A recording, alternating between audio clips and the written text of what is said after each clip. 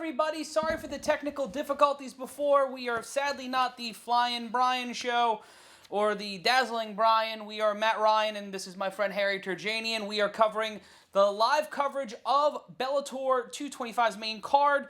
During the first fight, Tyrell Fortune pretty much dominated Rudy Shaffer, got his 7th pro win, got his first win by submission. He's been undefeated every single fight he had in Bellator, Harry. He won them all, and every single pro fight he's had was within Bellator. So it's a really interesting thing. And you and I have a unique relationship when it comes to mixed martial arts because primarily every time we go to a fight, we're covering it. It's a press conference of some sort. Yeah. And we're trying to just deal with everything that goes on during fight day. And this is actually nice. We can actually sit down. We can watch a fight. We can break it down. It's nice to be able to sit down and watch it for a change instead of running around with credentials. Well, that's the irony. You end up at an event at, whether it's the Garden or the Coliseum, and then you're like in the press room the whole time. You get really excited, like, all right, we're at the Barclays Center. And then you're like, yeah, you're in the back room of the Barclays Center. And you're just like staring there. But the thing about those media events is like, for the most part, you get your food covered. They cater it. Like that's nice. When Bellator has always taken care of like their reporters and journalists and stuff, and we're getting ready for our next fight, which should be the welterweight fight between David Rickles and Yaroslav Amosov, and we're taking a look at them from yesterday's weigh-in on the screen. Friendly. And that's the interesting thing. Like, a lot of these guys have a lot of great respect for one another, and you see that at the weigh-ins. You see that in signs of respect, the handshakes. Sean O'Connell, who does commentary for the PFL, he was known for shenanigans, hijinks, and tomfoolery during his weigh-ins. When last year during the PFL's trip to Chicago, he actually gave somebody a deep dish pizza. Luckily, they were heavyweights, so they can actually do that. During the weigh-in? Yeah. Nice. Well, I appreciate that. I appreciate food anywhere. So whether it's in the press room or I'm like, all right, this is a great event to be at. So, all right, they're very friendly. I mean, quick question for you. I know I prefer it when there's a little bit more animosity. Oh yeah, definitely. But would you rather it be fake animosity where two fighters are creating it? Because then you watch someone like Colby Covington, who is an act. It is a presentation. We've seen that. It's a hell of an act. It is a hell of an act. I'm not the biggest fan of it. I know there are a lot of people who watch MMA and primarily read MMA Mania, and they're interested in, like, Jesse Holland, the writer and the guy responsible for us sitting on a couch talking to you people tonight. So if you don't like us, direct your hate mail at Jesse Holland has cool suits at yahoo.edu. Yeah. That is his email. Jesse Holland's cool suits at yahoo.edu. So long as we still get empanadas, right? Because he always buys us empanadas, so I just would hate for this to go badly and then have that. Oh, so you don't want to ruin it. It's not about ruining his reputation or our friendship and like relationship with Jesse. There's only so much we can do to maintain that. And let's take a look at some of the other fights on this card tonight. We got Rickles and Amosov coming up next. And then we have Alejandra Lara and Taylor Turner at flyweight. Taylor Turner, last seen at Bellator's event in Madison Square Garden. I was there for that fight. I actually spoke with Taylor Turner. She knocked out she made Heather Hardy tap. She beat Heather Hardy inside Madison Square Garden, a building where Heather Hardy has dominated as a professional boxer. But coming inside Madison Square Garden for the first time as a mixed martial artist, she came up short in her Bellator record. Not necessarily the best, but Heather Hardy admits it herself. She's learning. She's trying to become a fully formed MMA fighter, and it's a rough transition. Is it especially a rough transition at the age that she started at? Mm-hmm. I mean, it's already an established boxer. Yeah. Started boxing late. Started boxing after she'd become a mother. She was dealing with a lot of changes in her life. She went into boxing. Heather Hardy's story is pretty remarkable, and something that everybody in combat sports should look at as something that's a huge inspiration. Went from just going to Gleason's and training and then becoming just this overall combat sports tidal wave. Yeah. And she's compelling to talk to. She's interesting. She's unique in a sense that she is very authentic in everything about her. When you do those interviews with her, she doesn't talk a lot of junk and pretend that she isn't something that she is. She says basically, I'm still learning how to do it. This isn't my field, but I've found a passion for it, and it's nice that she's at least honest about it. I find her charming in a way. I I like the backstory. Bellator has a lot of great stories going on at the moment, and I find hers great. I mean, even her coming up short and losing, you still root for her. She seems kind of, somebody fun that you want to see succeed. I don't know how much that matters to you, but to me, it's that matters. all backstory. That certainly matters to me. I care, You gotta have to have that level of caring. And in the co-main event tonight, we were supposed to see Vitaly Minakov, the former Bellator heavyweight champion of the world. He left Bellator with the title. Yeah. And then they stripped him about a year after he left. He was a big cornerstone of the Bjorn Rebney era. And what changed today, as of today? He was supposed to fight Javi Ayala, but now he's fighting former UFC fighter and Bronson lookalike Timothy God. Johnson, the man with the best mustache in MMA. Timothy Johnson looks like a character you would create in the UFC game. You'd be like, why are you doing that? I don't know. I'm going to give him the biggest handlebar mustache. And I mean, even the picture where he's posing. He does look like a creative fighter. He does look like someone you'd play in career mode. He looks like he's hiding out from the FBI with a fake mustache, but he looks like he belongs in Boardwalk Empire. Okay, so this is super short notice. It doesn't get any shorter. It was the day because he was fighting on the card in the prelims, and then this morning or this afternoon when we were on our way, we were traveling earlier today. Yeah.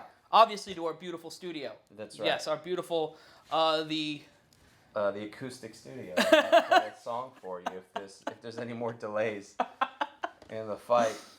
We got to fill time. Oh yeah. That's the thing. We don't have the benefit of having a whole panel with your Chael Sonnens to talk a bunch of crap. We could get various wigs and then start doing impressions, but I feel like the viewership would drop to an unreachable. It's a gamble, man. It's a gamble. It's going to be one way or the other. Either people tune out or we become one of those stupid, ironic internet sensations where we become the #1 MMA show that people want to watch. So, that's the risk we're going to take. It's much like what's his name? Timothy Johnson. Timothy Johnson. We got to rise to the opportunity. It's our stand up and show out moment, and we're here with you, Flying Brian. No longer doing these live streams. We decided to step in tonight and be a part of this live event on Bellator. I spoke with Nick Newell, who was on the undercard this week. A really inspiring story. A guy who grew up missing the bottom from his elbow down of his arm. Right. Was on Tuesday night. Phenomenal story. I mean, that's another great story. A Tuesday Night Contender Series veteran, lost on the Tuesday Night Contender Series, didn't get a chance for a UFC contract, but he was telling me Bellator was where he wanted to fight. Out of all the places, he thought Bellator was going to be the #1 show in mixed martial arts. Well, that's the thing with Bellator. The landscape has sort of changed where it's not just... I mean, UFC is... it still has the name value for sure. No one's doubting that. But there's a lot of talent there that Bellator is not becoming, the equivalent of going off to play in Japan if you're in baseball. You know what I mean? There's a lot of people with a lot left to prove. You have some people who still have it. You have some people who, some up-and-comers that are really good, who want to make their name there, who have the opportunity. And also the thing with the Reebok thing makes it financially sustainable for a lot of really talented fighters to go, you know what, I might actually make more money in Bellator. And so it's not this, say, we're watching highlights here. David Rickles David Rickles stunning people. He's got some dynamic entrances. Let's see. He's got the most fights in Bellator history, third most wins in 15, tied for third most knockouts. You can see that on the screen. Competing against us tonight, me and you, Harry, we've both done commentary before for professional sports, professional wrestling. We've got a background. We've got our bona fides. We're going up against Mike Goldberg and Big John. Please, Big John, don't kill me. I was just joking. Yeah, Please don't hurt me. Why do you let a referee? I love John McCarthy. And just us two schmucks. Yeah, I guess it's direct competition. They're on television, and we're in our living room. But anyway, Daniel Rickles versus, how do I pronounce Amosov? Yaroslav Amosov. Who's from, Ukrainian. So for those who, the Dynamo, Amosov, he's 21-0 as a professional fighter. This is only his third fight in Bellator.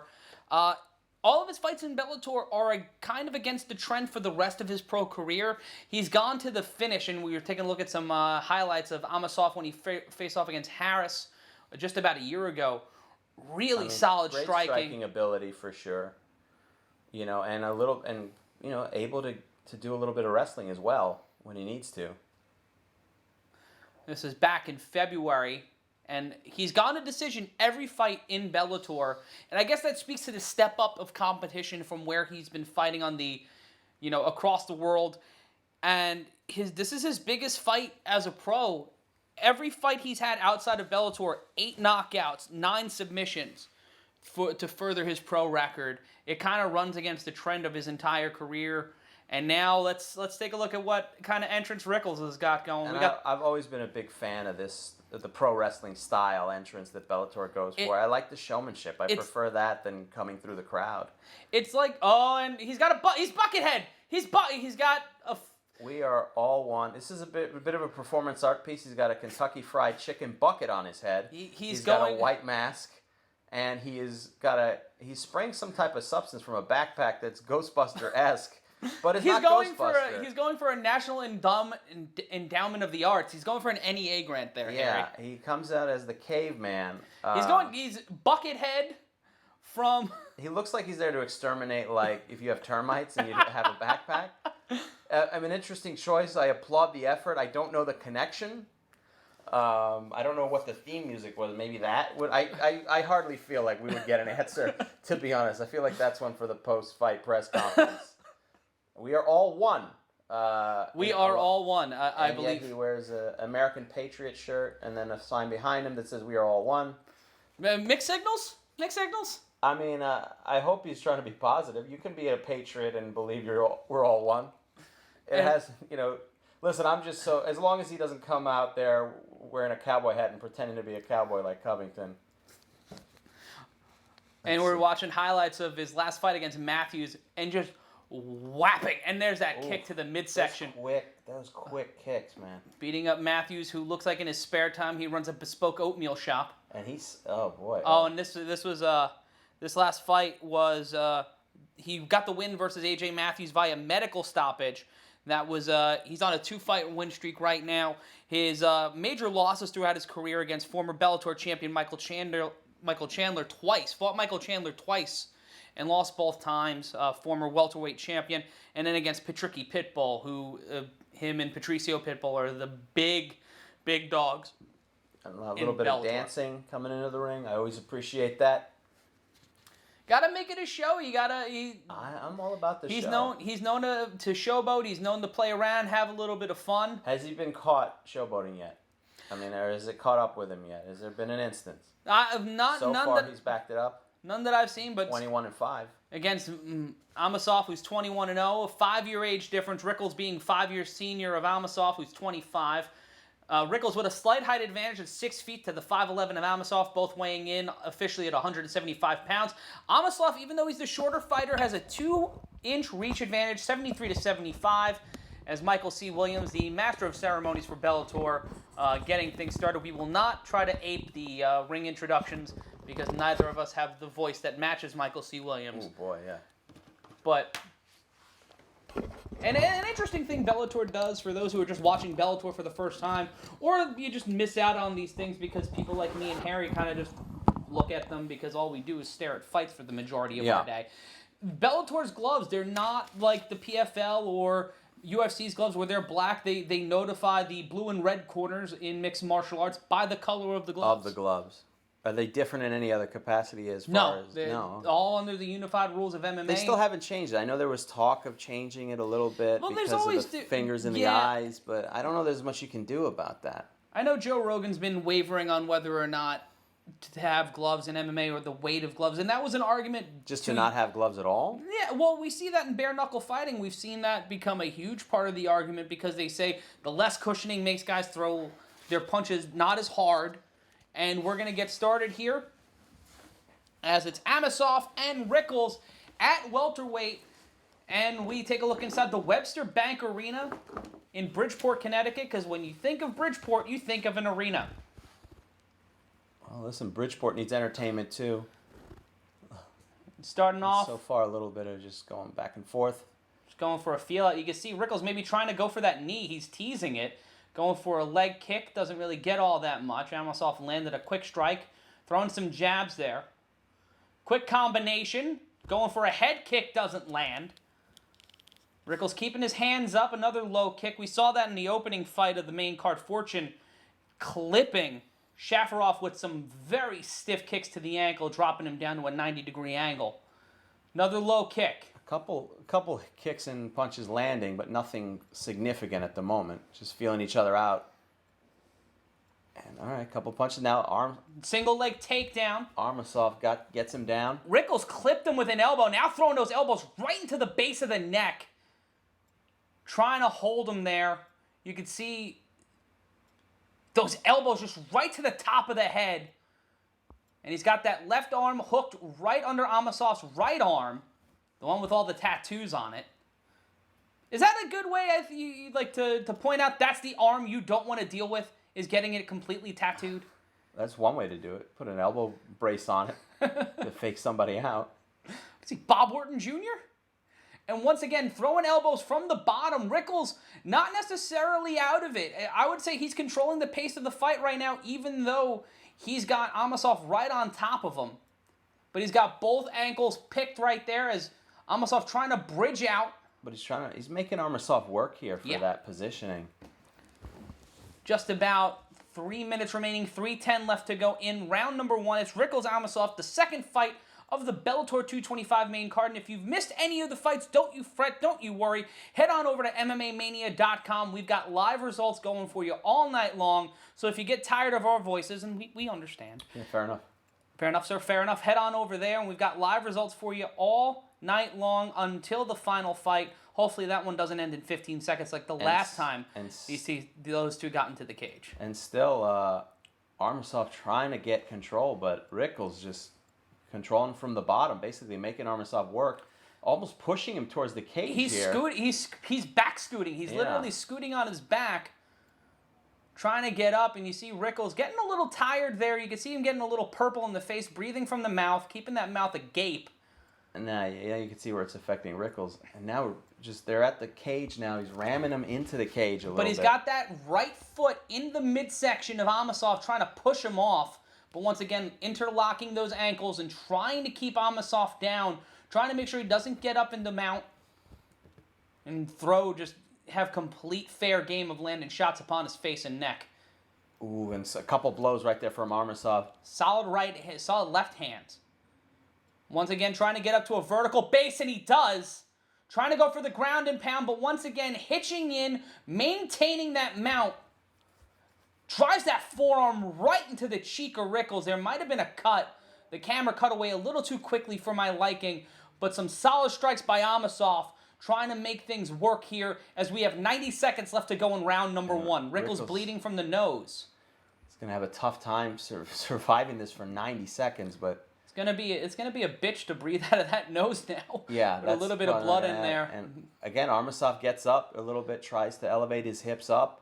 An extreme close-up there by the cameraman. For no reason. And those forearms again from Amosov, that left forearm just hammering away here with 1:05 left to go in the first. It's our second fight of the Bellator 225 main card. That's Harry Turjanian. I'm Matt Ryan. He's a stand-up comedian. I yell about sports for a living. And we're here on MMAmania.com taking him. Drops Rickles down, lifts him up and drops him down, but still can't get more of a grasp on him.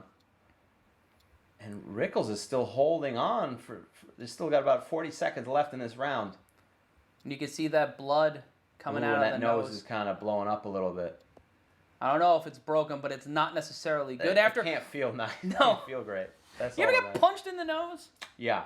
Not fun. With a bike lock wrapped around him. What? My brother. But that's a story for another time. We got 20 seconds left in this round. This is a long story to go into with 20 seconds left. And slowly, Rickles trying to get up here, and he does, but Amosov hooks the leg, and they're free. They're both back up. Well, 10 seconds of fury left. And Rickles finally at a vertical base throwing a few shots. And they'll pace and trying to land that flying knee, gets his toes in the cage. He's a little bit exhausted. And turning his back to Amosov for another round is over. First round over. What are your thoughts? I can see that being a 10-9 round.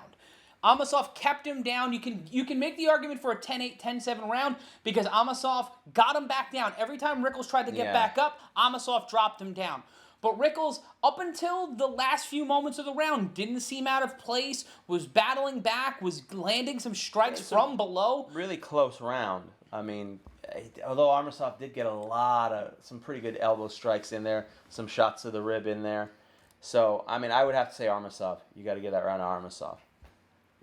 And we're watching a Cheetos commercial. God They're bless not giving Cheetos. us money. They're not, but I love them so. Can't I just... That's not a paid endorsement. That's just an admission of love. Look, I am all about Cheetos. money. I taped up what this T-shirt was. I put gaff tape over what this T-shirt is. You could have just changed your shirt. No, that would imply... It's less effort to grab gaff tape and do that instead of change shirts. All right, we're back. Sorry about the riveting wardrobe information we have, but we're back for the second round. And Rickles. Well, who would you give the round to? I would say Amosov. I mean, it was very close, and Rickles did a great job. But in the end, those elbow strikes, those forearm strikes, the elbow strikes to the ribs.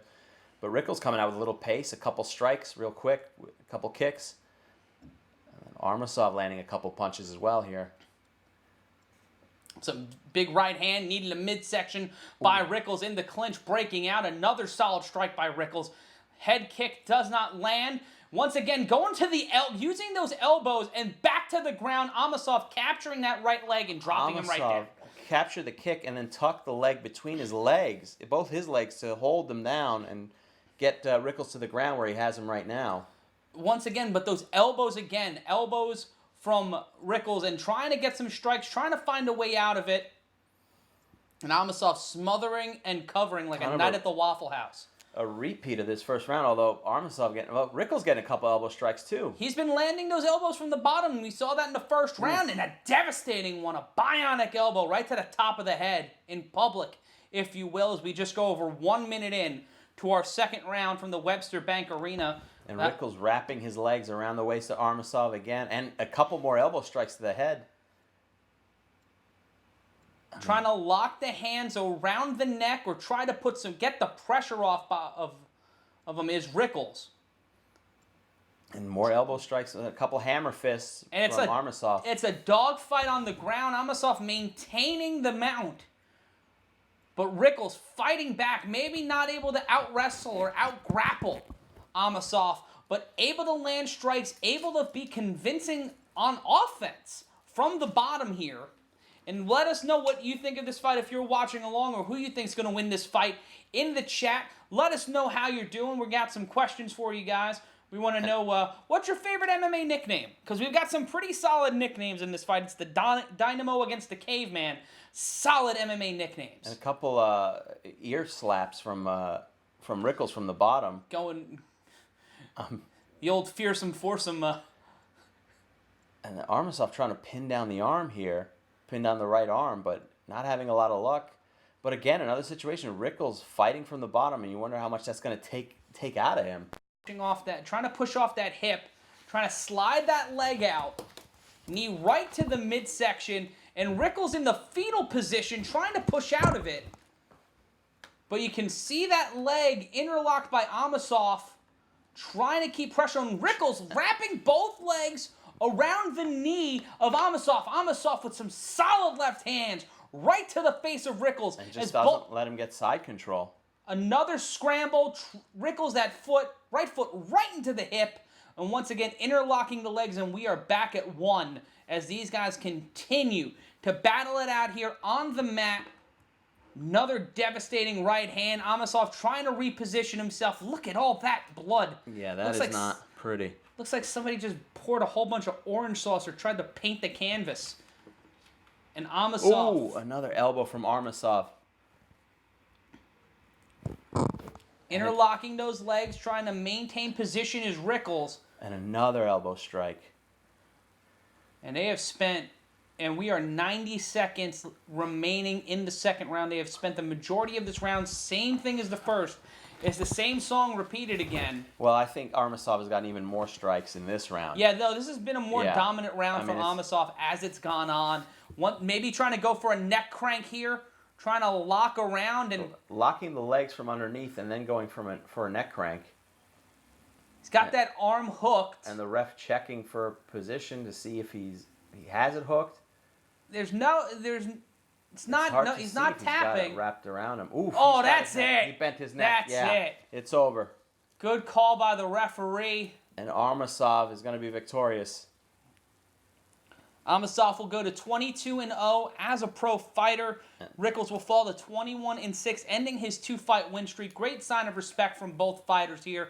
Amosov showing he can stand with one of the gatekeepers in Bellator, taking a bow for his performance. One hell of a fight from Amosov. Yeah, it was just too much being on the ground for Rickles. I don't know if that was part of the strategy or what, but eventually... Well, I mean, the first round, he managed to keep some control, but the second round, once he started getting that neck cranked, it was done. Just too many elbow shots to the nose. And there's his trainer, akin to Gru from the Despicable Me series. And we see it here on the replay.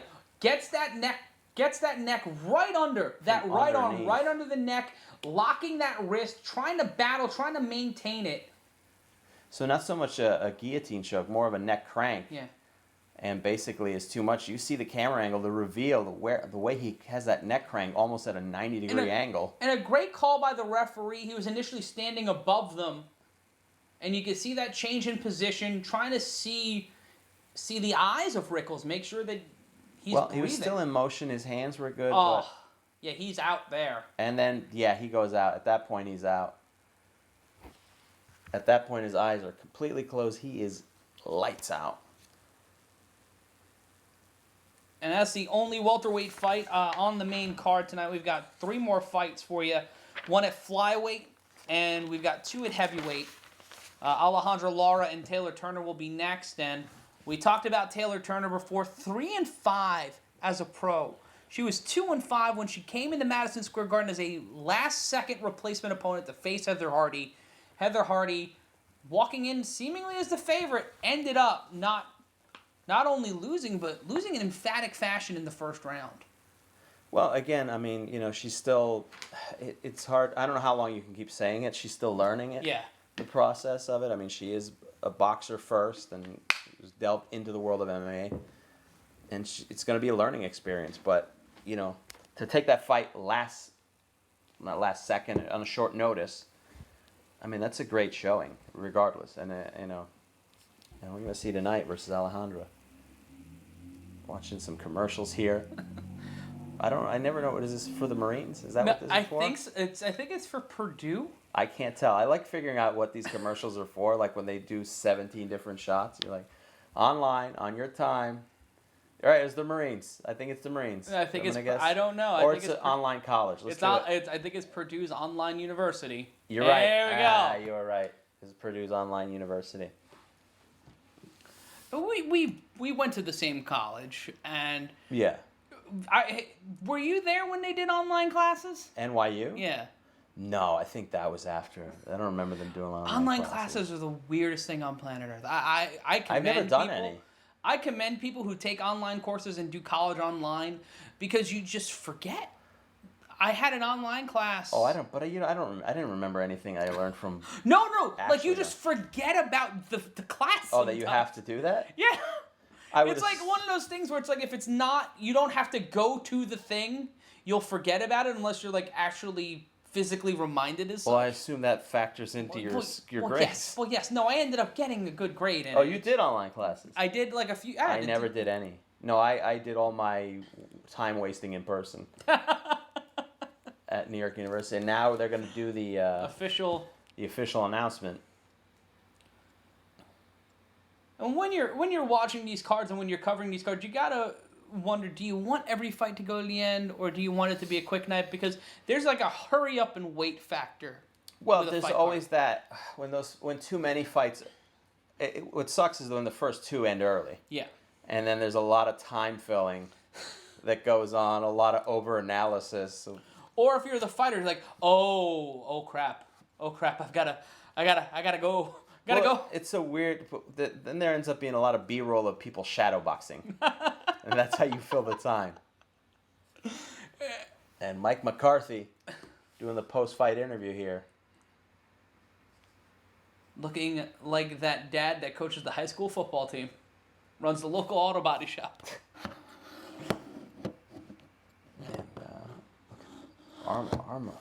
Amosov's nose is a little bit. Just that and cauliflower ear just kind of basic. No, I know. But of getting punched in the face for a living. Looking at the replays, Amosov's interviewed by Big John McCarthy. Doing an interview with a fighter, we've done our fair share. Post-fight interviews, Post-fight interviews, pre-fight interviews, at press conferences. I commend people who are able to kind of say, hey, how did it feel to get punched in the face? When you're standing there in front of thousands of people and you're asking this man who just had his brain rattled around for the better part of 15 minutes, hey, what were your thoughts on trying to beat this man into submission? Well, the thing that they've stopped doing was when they would interview the person who lost the fight. And I don't know how long ago, but a couple of years ago they went, maybe it's not a good idea to interview these guys who've just been concussed. After Daniel Cormier lost to John Jones, well, that fight technically is a no contest. Right. But when Jones beat Cormier, knocked him spark out. And Rogan interviewed DC. He's like, never again. Because he wasn't there. Daniel Cormier, he wasn't in the room. The body was there. The mind was like 6 states over trying to figure out how he got there. Yeah, and I mean, again, pretty basic. Your post-fight interviews, foreign language interviews. Thank you for the opportunity. I'm just happy to make great fight. Those are pretty standard. I do love the shit talking. So let's see when there's going to be some shit talking. Well, in the main event, it's Sergey Kharitonov versus Matt Mitrione. They fought a few months ago, Harry. Want to know how long their first fight was? How long? 15 seconds. Ooh. Want to know why? Why is that? Because Kharitonov got kicked in the ding-dong. 15 seconds in? Yep. I missed that. Oh, my God. He went for the low kick. Mitrione went for the low kick. Wait, I remember that. Yeah, it was 15 I remember that. Oh, that's right. Oh, how could I forget about that? I was watching that. Yeah, we were watching it here. Oh, my God. It would happen so fast. I guess I blocked Because he low-kicked, and then it was like half a second. It's like, oh, God. I mean... He got Hans Molman really quickly. What was the fight we were watching? I don't know which... was it for Bellator or for UFC? Where like 2 or 3 times the guy kicked. Oh, eventually they had to take points away, right? It was UFC, I believe. Didn't they take points away? They did, because he kept kicking. It was the Galata bow thing. Oh, my God. I love it. If you haven't had a chance to check out the... Andrew Galata. I know it happened in, 1990? 1996. But 95, go look up Andrew Galata, Riddick Bowe. Andrew Galata, who was winning the fight. He was gonna win the fight. Kept punching Riddick Bowe below the belt line, well below the belt line, to the point where he was worn. But my favorite part is by the third one, the ref looks at him like in disbelief. He goes, "You didn't just. There's no way. Did you just? Oh man!" And he basically has to ring the bell and go, "The fight's over," and then a riot ensues. And who ended up on the stretcher? Lou Duva. Lou Duva ends up on a stretcher. He somehow gets knocked out in the melee, and they have to... He had heart surgery, in that year. Oh, my God. He had, a heart problem that year, and it ends up they have to call... Because the cops weren't there. They were there. They were dealing with the riot. Yeah. So the cops showed up after the riot happened. Really? Oh, wow. If you've never been to Madison Square Garden, and this is, pre 9/11. Right. And the same thing now. The security force of Madison Square Garden are a bunch of well-meaning men in their late 50s into early 70s. They're really there to make sure you're not sitting in the wrong seat. Yes. That's the bulk of their work. They are glorified ushers. And to keep your feet off the glass partitions. But now there are actual cops there. Oh, because of that. Oh, wow. Because the commissioner of the New York Police Department, if you watch Legendary Nights, Bo Galata, he's watching on television that there's a riot happening at Madison Square Garden. Oh, my God. Look at Jay Glazer looking more and more like a Greek business tycoon. I love it. El Hijo del Aristotle Onassis. Ah, man. Here we go. And taking a look at some of the... They're running down some of the cards tonight? No, they're running through the next Grand Prix for Bellator. That's right. That's right. It was just announced it's going to be starting later this year. $1 million grand prize thanks to 50 Cent. Good for 50. His champagne. So he went from mixtapes to vitamin water to champagne. It's the Featherweight Grand Prix. It starts on September 7th and then continues on September 28th with Pitbull and Archuleta on top on the 28th in the Forum in Inglewood. That's going to be a great fight. I saw Archuleta at Madison Square Garden. Dude's a beast. He's a killer, but he's going up against Pitbull, who's the champion. The featherweight champion. That's the great thing about these Bellator Grand Prix, starting with Rory McDonald, the recent one that are going to wrap up in October. You get championship fights in the midst of the tournament. But unlike the welterweight Grand Prix, where they had to defend the belt it was 5 rounds every fight. Right. The 5-round rule is only in effect beginning in the second round. Oh, okay. All right. So not every fight is a championship rules 5-round fight. 5-round fight. Yeah. God, I'm trying to think whether I like that or. Like, I understand it. I understand I understand doing it in the prior Grand Prix. Yeah. But in this one, I think that was just more of a stylistic choice to wait until the second round. Because then just adds a little bit more emphasis to it. It's either that or they were just, we'll just try it this way. Shaking it up because a little bit. Scott Coker is not, one to take away from trying things or not looking to make some modifications. And they're running over some of the first round fights of the Grand Prix. Yeah, this will be in San Jose on September 7th. Daniel Strauss against Derek Campos.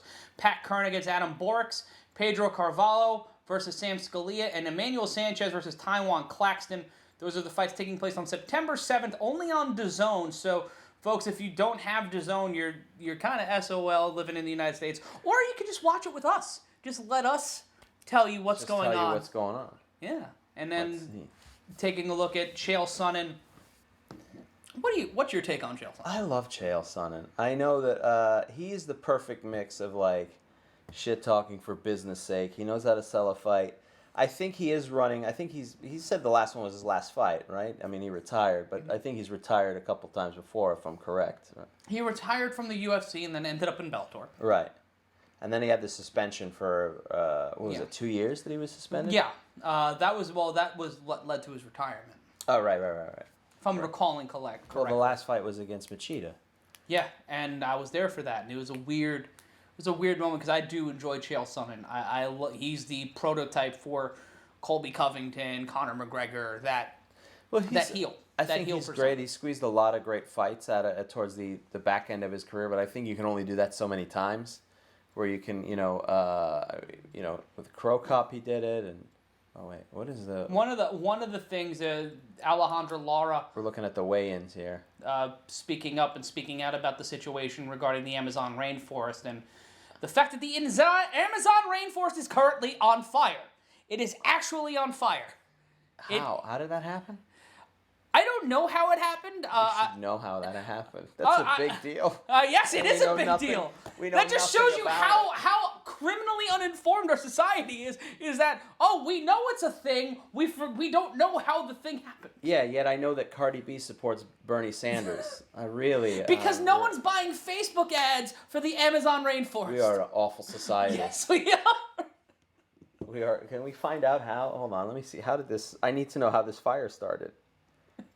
Amazon rainforest. Oh, and of course Amazon comes on. My ADD will send me into buying more things. Amazon, Brazilian troops enlisted to stop unprecedented wildfires.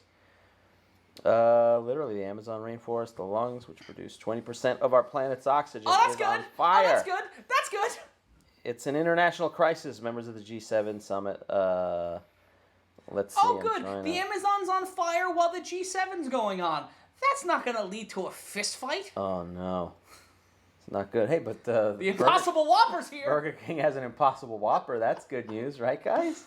Let's all distract ourselves from the fact that everything's on fire with the Impossible Whopper. Brazil's Amazon rainforest is in flames, burning at the highest rate since 2013. How big is the rainforest and why does it? Well, it's big. I don't know why. This is really for people dumber than us. What is happening and when did it begin? Since the beginning of 2019, Brazil's National Institute of Space Research. 72,843 fires in the country?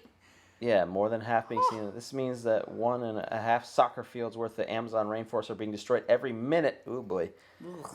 An increase of 80% increase in deforestation has occurred so far this year compared to last year. Evidence of the fires comes by. They hadn't say how they started. It might have been a freak accident.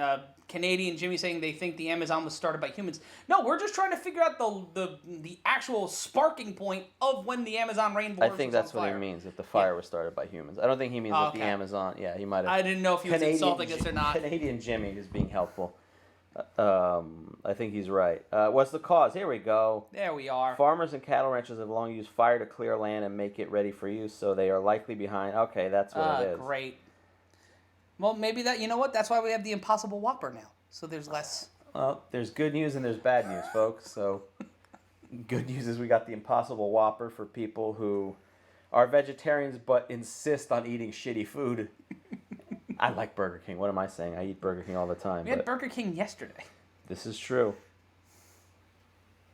Let's see. Yep, that's the information we have on the Amazon rainforest, which is what you guys tuned in for. Yes, MMA Mania. Live broadcast. Come for the MMA. Stay for the hard-hitting news and analysis. Barbara Catrone saying the fires in Africa are much worse. No, I'm not saying one fire is worse than another fire. Look, this is not a competition here between This is not a game of one-upsmanship. Please, people. All fires are bad. I'm just throwing that out there. I'll say it. All fires. Is that are your bad. campaign platform? That's what I'm going with. Turjani and Ryan 2020. All fires are bad. It's not crazier than anything else that's going on in that campaign at the moment. Mm. Yeah, the Paramount Network. What are we watching here? Now I'm trying to figure out what this commercial is for. There was. Mother of modern physics. The father of That's Nikola Tesla. There was the father of rock Chuck and roll, Berry. which is Chuck Berry. It's Amelia Earhart. There's Lincoln. I want to know what these... It's a Jose Cuervo commercial. Ah, the father of tequila, Jose Cuervo. Good. Jose Cuervo, real guy? Yeah. Is he a real guy, or Seemingly. is it like Betty Crocker? And we are back to the Webster Bank Arena in Bridgeport, Connecticut. Have you ever been to Bridgeport? I've been to Connecticut. Yeah, I don't know. I wouldn't remember why I would be in Bridgeport. I've done some comedy shows in Hartford, I think. I think we both have been to Stanford for interviews at one point or another in our lives. Yes, I interviewed with a tap dancing company. Basically. Oh, nice. Yes, they saw me and just said leave. They said go. They didn't even let you tap. They didn't even let you put on your tap not at all. And it is fight time, as the screen says, and it'll be Taylor Turner coming on out. As we belabor the point, it's her second fight in Bellator. Her first one was against Heather Hardy. And the walk down to the... It's so weird watching someone come to the ring by themselves. As a fighter, you're so conditioned going back, back to when we were kids, when pay-per-view just started. Tyson coming out with a whole cadre of people. Crew. Or even in the UFC now, as they show highlights of Hardy versus Turner, and Heather Hardy just faced the wrong opponent. And the fight has to be stopped. I mean... Just no match for that wrestling and jiu-jitsu ability. I mean, she comes into it as a great boxer, but that only lasts you for so long. Trained by her husband, and that's the interesting thing is when you look at sports, and that's the thing about all sports where it's like family members who are not only the entry point, but they're also when you're looking at like the people that are the relationships. You look at Floyd Mayweather. His father was his trainer. You look at Andy Ruiz, who's had parents in it. We've boxers and a lot of mixed martial artists are the ones who help guide them into the sport. Second and third generation athletes, yeah. And looking into the chat, Canadian Jimmy, do you guys believe Conor is truly sorry for sucker punching that old man? Have you seen the video of Conor punching that old man? I have not seen the video. It is amazing. What happened that Conor did This is back in April. Conor McGregor, and you can read the story at MMAmania.com. Jesse Holland has a wonderful piece about it because Jesse Holland is a fan. A little bit of the entrance that Alejandra Lara is making is a little bit of dancing involved, a little bit of showmanship. It looks almost like a gymnastics routine. She's got the Venezuelan flag with her. The Colombian flag. Is the Colombian? Two-time Colombian national karate champion. I should know that. I'm Ecuadorian. Should know the difference. 2-fight losing streak heading into... Oops, sorry, I'm looking at the wrong note.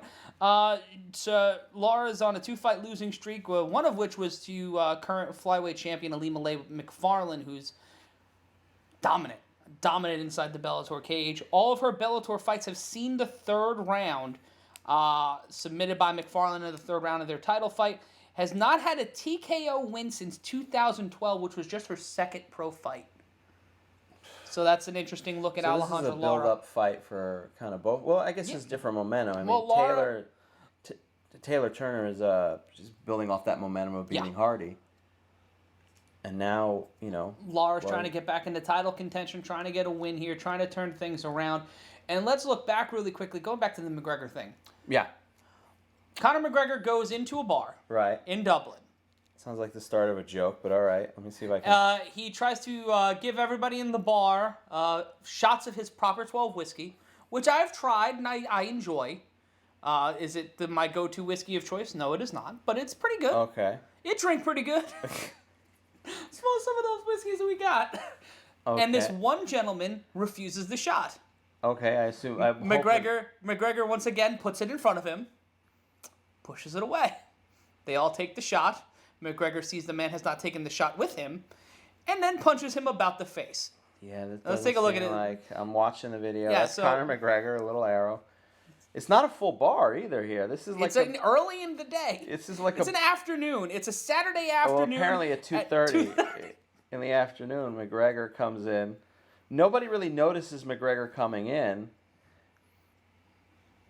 And watch that. Yeah, there's an older gentleman in the corner. This is 3 minutes have elapsed here. See, it's very odd because nobody's actually very excited to see McGregor. So, it's that asshole again. I guess I don't know how many times he's come in there.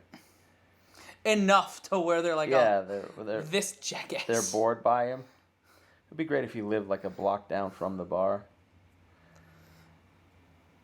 And he's trying to rile people up to drink the thing. And there he goes.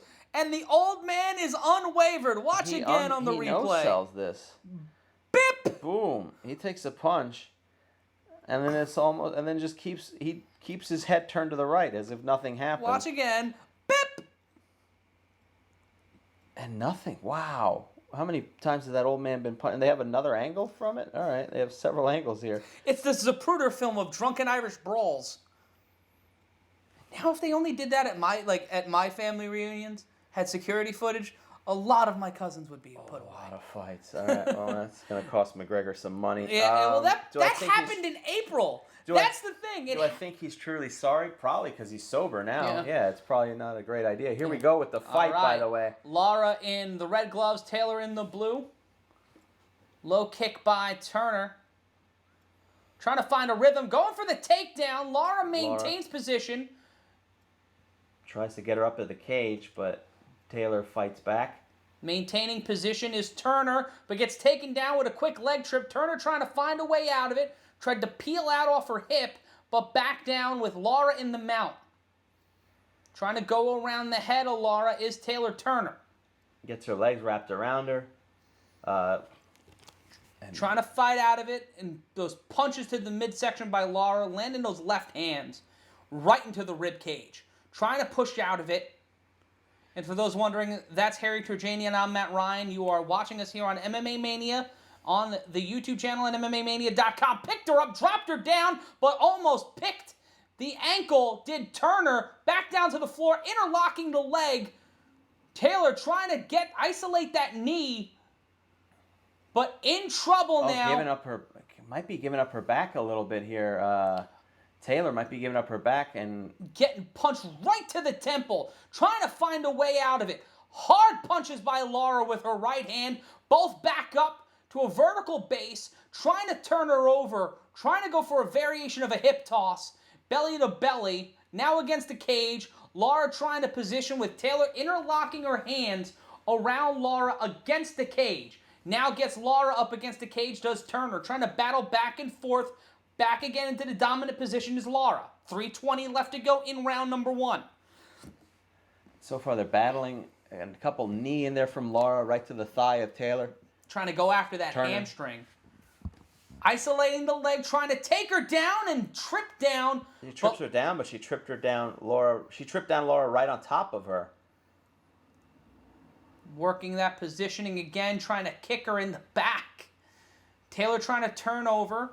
has her arm around, trying to go for a chin lock or try to vice that head with 2:45 left to go in round number 1. Couple hammer fists there.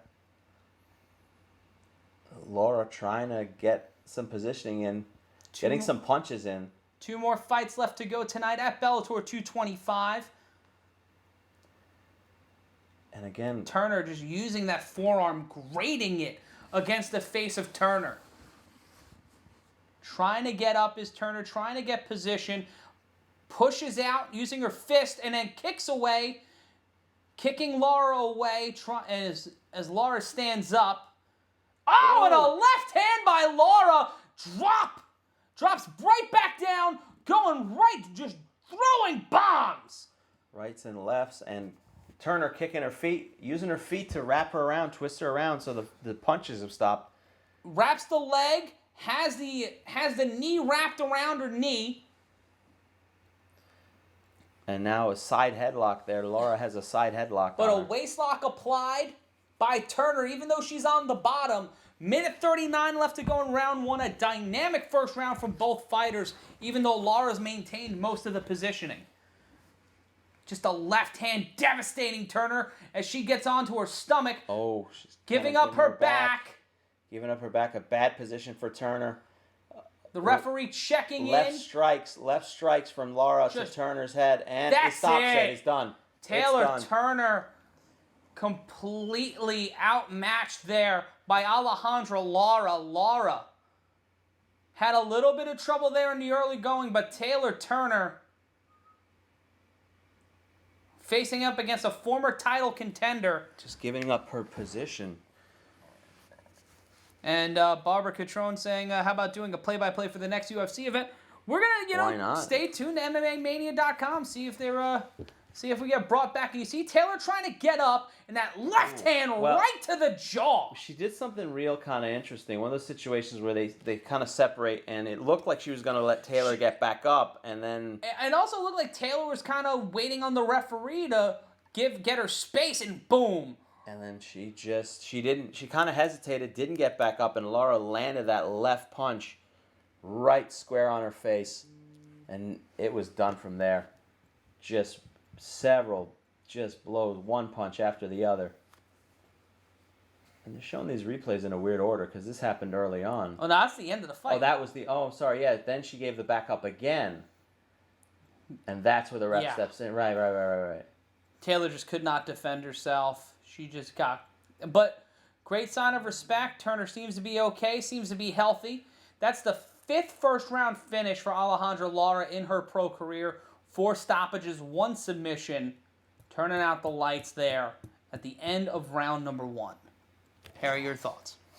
I mean, she had a little trouble up front, like you mentioned, and then for the most part had control after it. It was just was very patient with it, and again tricked her into sort of a smart move, because Taylor hesitated to get up, and then she just found the opening, laid her out, and that was the end of it. There wasn't much. Once that punch was landed, there wasn't anything Turner could do to fight it off. It was just too much. It was impressive pressure as we see Kevin Ferguson Jr. baby slice in and the recently retired King Mo, and there's the Burger King.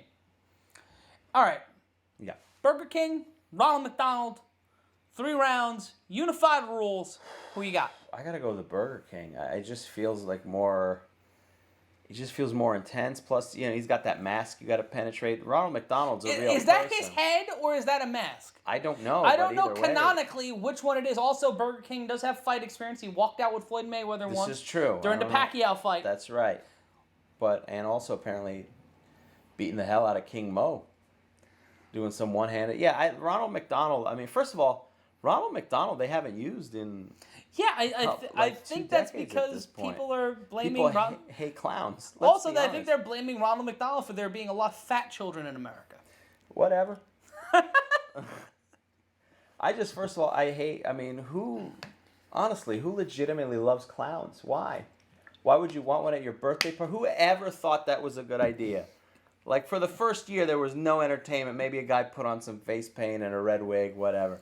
But at this point, Have you ever been to a kid's birthday party where the kid hasn't been horrified by the clown? What are we doing? It's ridiculous. It's just what's an alternative then? Do you want to start doing stand-up at children's birthday parties? I don't know. There's got to be other ways to entertain kids other than frightening the shit out of them. Sending them a clown or something, which I don't blame a kid for crying. A clown is like, it's a human being who now has pale white skin and like green hair and red circles on their eyes. Of course you're scared. It's someone with jaundice. Except the person with jaundice isn't making balloon animals. It's creepier. Clowns are awful. I don't understand the love of clowns. Yet again, if you're a clown and you do not like what we were saying, Jesse Holland has nice suits at yahoo.edu. That's Jesse Holland has nice suits at yahoo.edu. I get that most clowns are nice people. I just don't understand why you'd hire them. That's all. That's all. I'm worried about hearing from the clowns. Hear the official announcement. Well, ladies and gentlemen, we've decided, Taylor Turner's so nice, we're reversing the decision. Well, yeah, I mean, there's not much in this, but... And Alejandra Lara will get the victory via stoppage. Minimal welts on her face from the fight. She's officially the winner by TKO in 3:44 of round number 1, as Big John McCarthy will... Looking like $1 million. Asking Alejandra Lara her thoughts on clowns and clown-related activities. I hope she hates them. I can't imagine why anyone would be pro-clown, no matter what country you're from. Let us know in the chat if you are pro or anti-clown as we try to do like an informal little short poll here. Just a short poll. I mean, this better end up being anti-clown. I don't know. Listen, there's only two answers about clowns. You're either hate clowns or you're indifferent. There can't be anybody who's pro-clown. There are people who are pro-clown. Ooh, why? I don't know. Clowns. Clowns are very pro-clown. That doesn't count. Joker enthusiasts? I mean, there you go. There's another reason to hate the clowns. Joker kills people. Oh, juggalos. Oh, the juggalos? Yes. Are they the best clowns? I'm not saying they're the best clowns. I'm saying that those are people who support clowns. Let us know in the chat room if you're down with a clown. We were taking an informal poll. We want to know if you're down with a clown. Yet again, all hate mail to Jesse Holland has nice suits at yahoo.edu. From Laura. And that could have ended better. And now she's limping. Did she tear her? Oh no, she's doing a little dance. We were talking about this earlier today. Yeah. Grandstanding sports moments. Oh my God, yeah. Jimmy Smith at UFC, I believe it was like 237, 238 earlier this year, did the worm.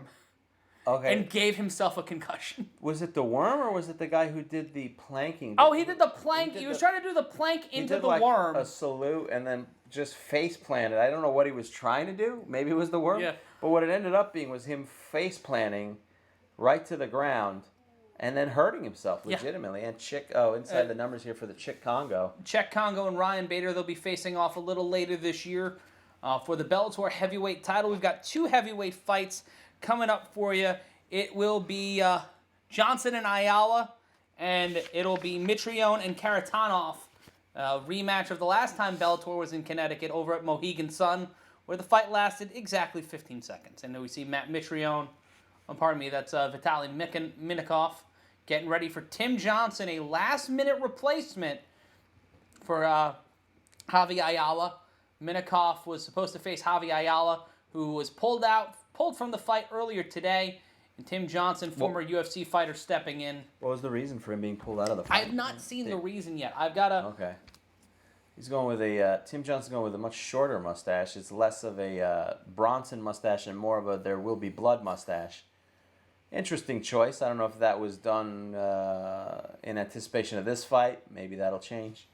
It was on the advice of the Connecticut Boxing Commission. Oof. So, probably a health problem. Yeah. But good on the Connecticut Boxing Commission to make sure that the fighter, Javi Ayala, on the advice of the Connecticut Boxing Commission. Now, does that mean that it was mandated by the Connecticut Boxing Commission? It's like, hey, if you want this guy to be okay, we suggest he does not in the fight. Interesting. Okay.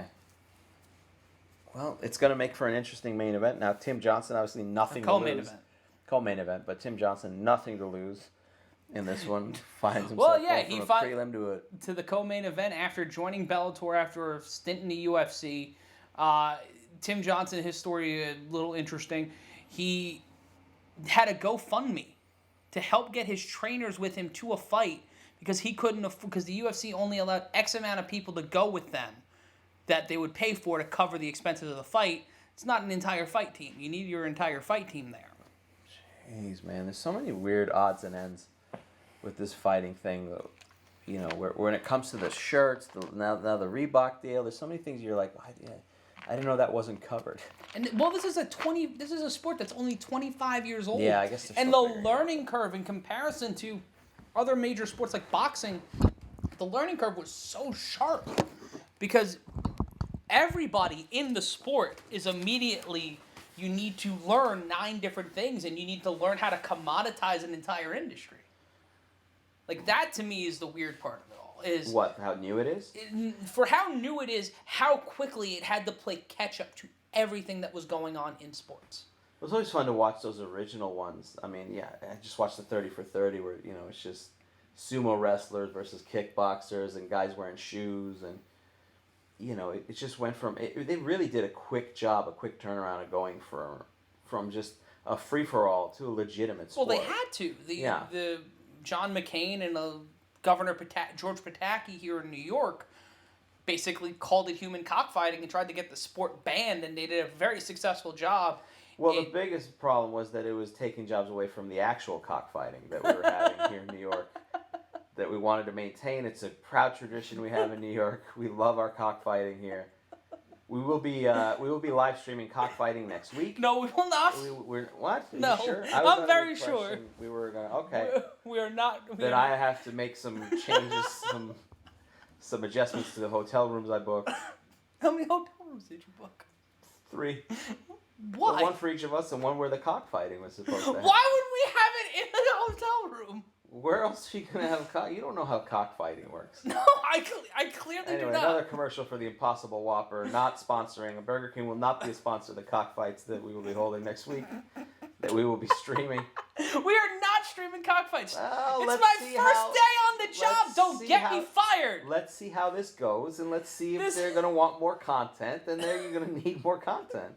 There's an MMA fight every day of the week now. Oh, yeah. The UFC has more cards than I think the country of Botswana has people. This is true. UFC does have too many cards. I don't know if it's too many. I think it's too many. Because I just want... Oh, look at the neck wrench on this here. We're showing some highlights. Just taking out that ankle. Wow. What an incredible highlight. It's too quick to even, converse about. Oh, this is for the finals of the upcoming Grand Prix. You see Rory McDonald. He fought Neiman Gracie inside Madison Square Garden. And that's what I mean. Rory McDonald, a guy who still has a lot of great fights left in him as far as I'm concerned.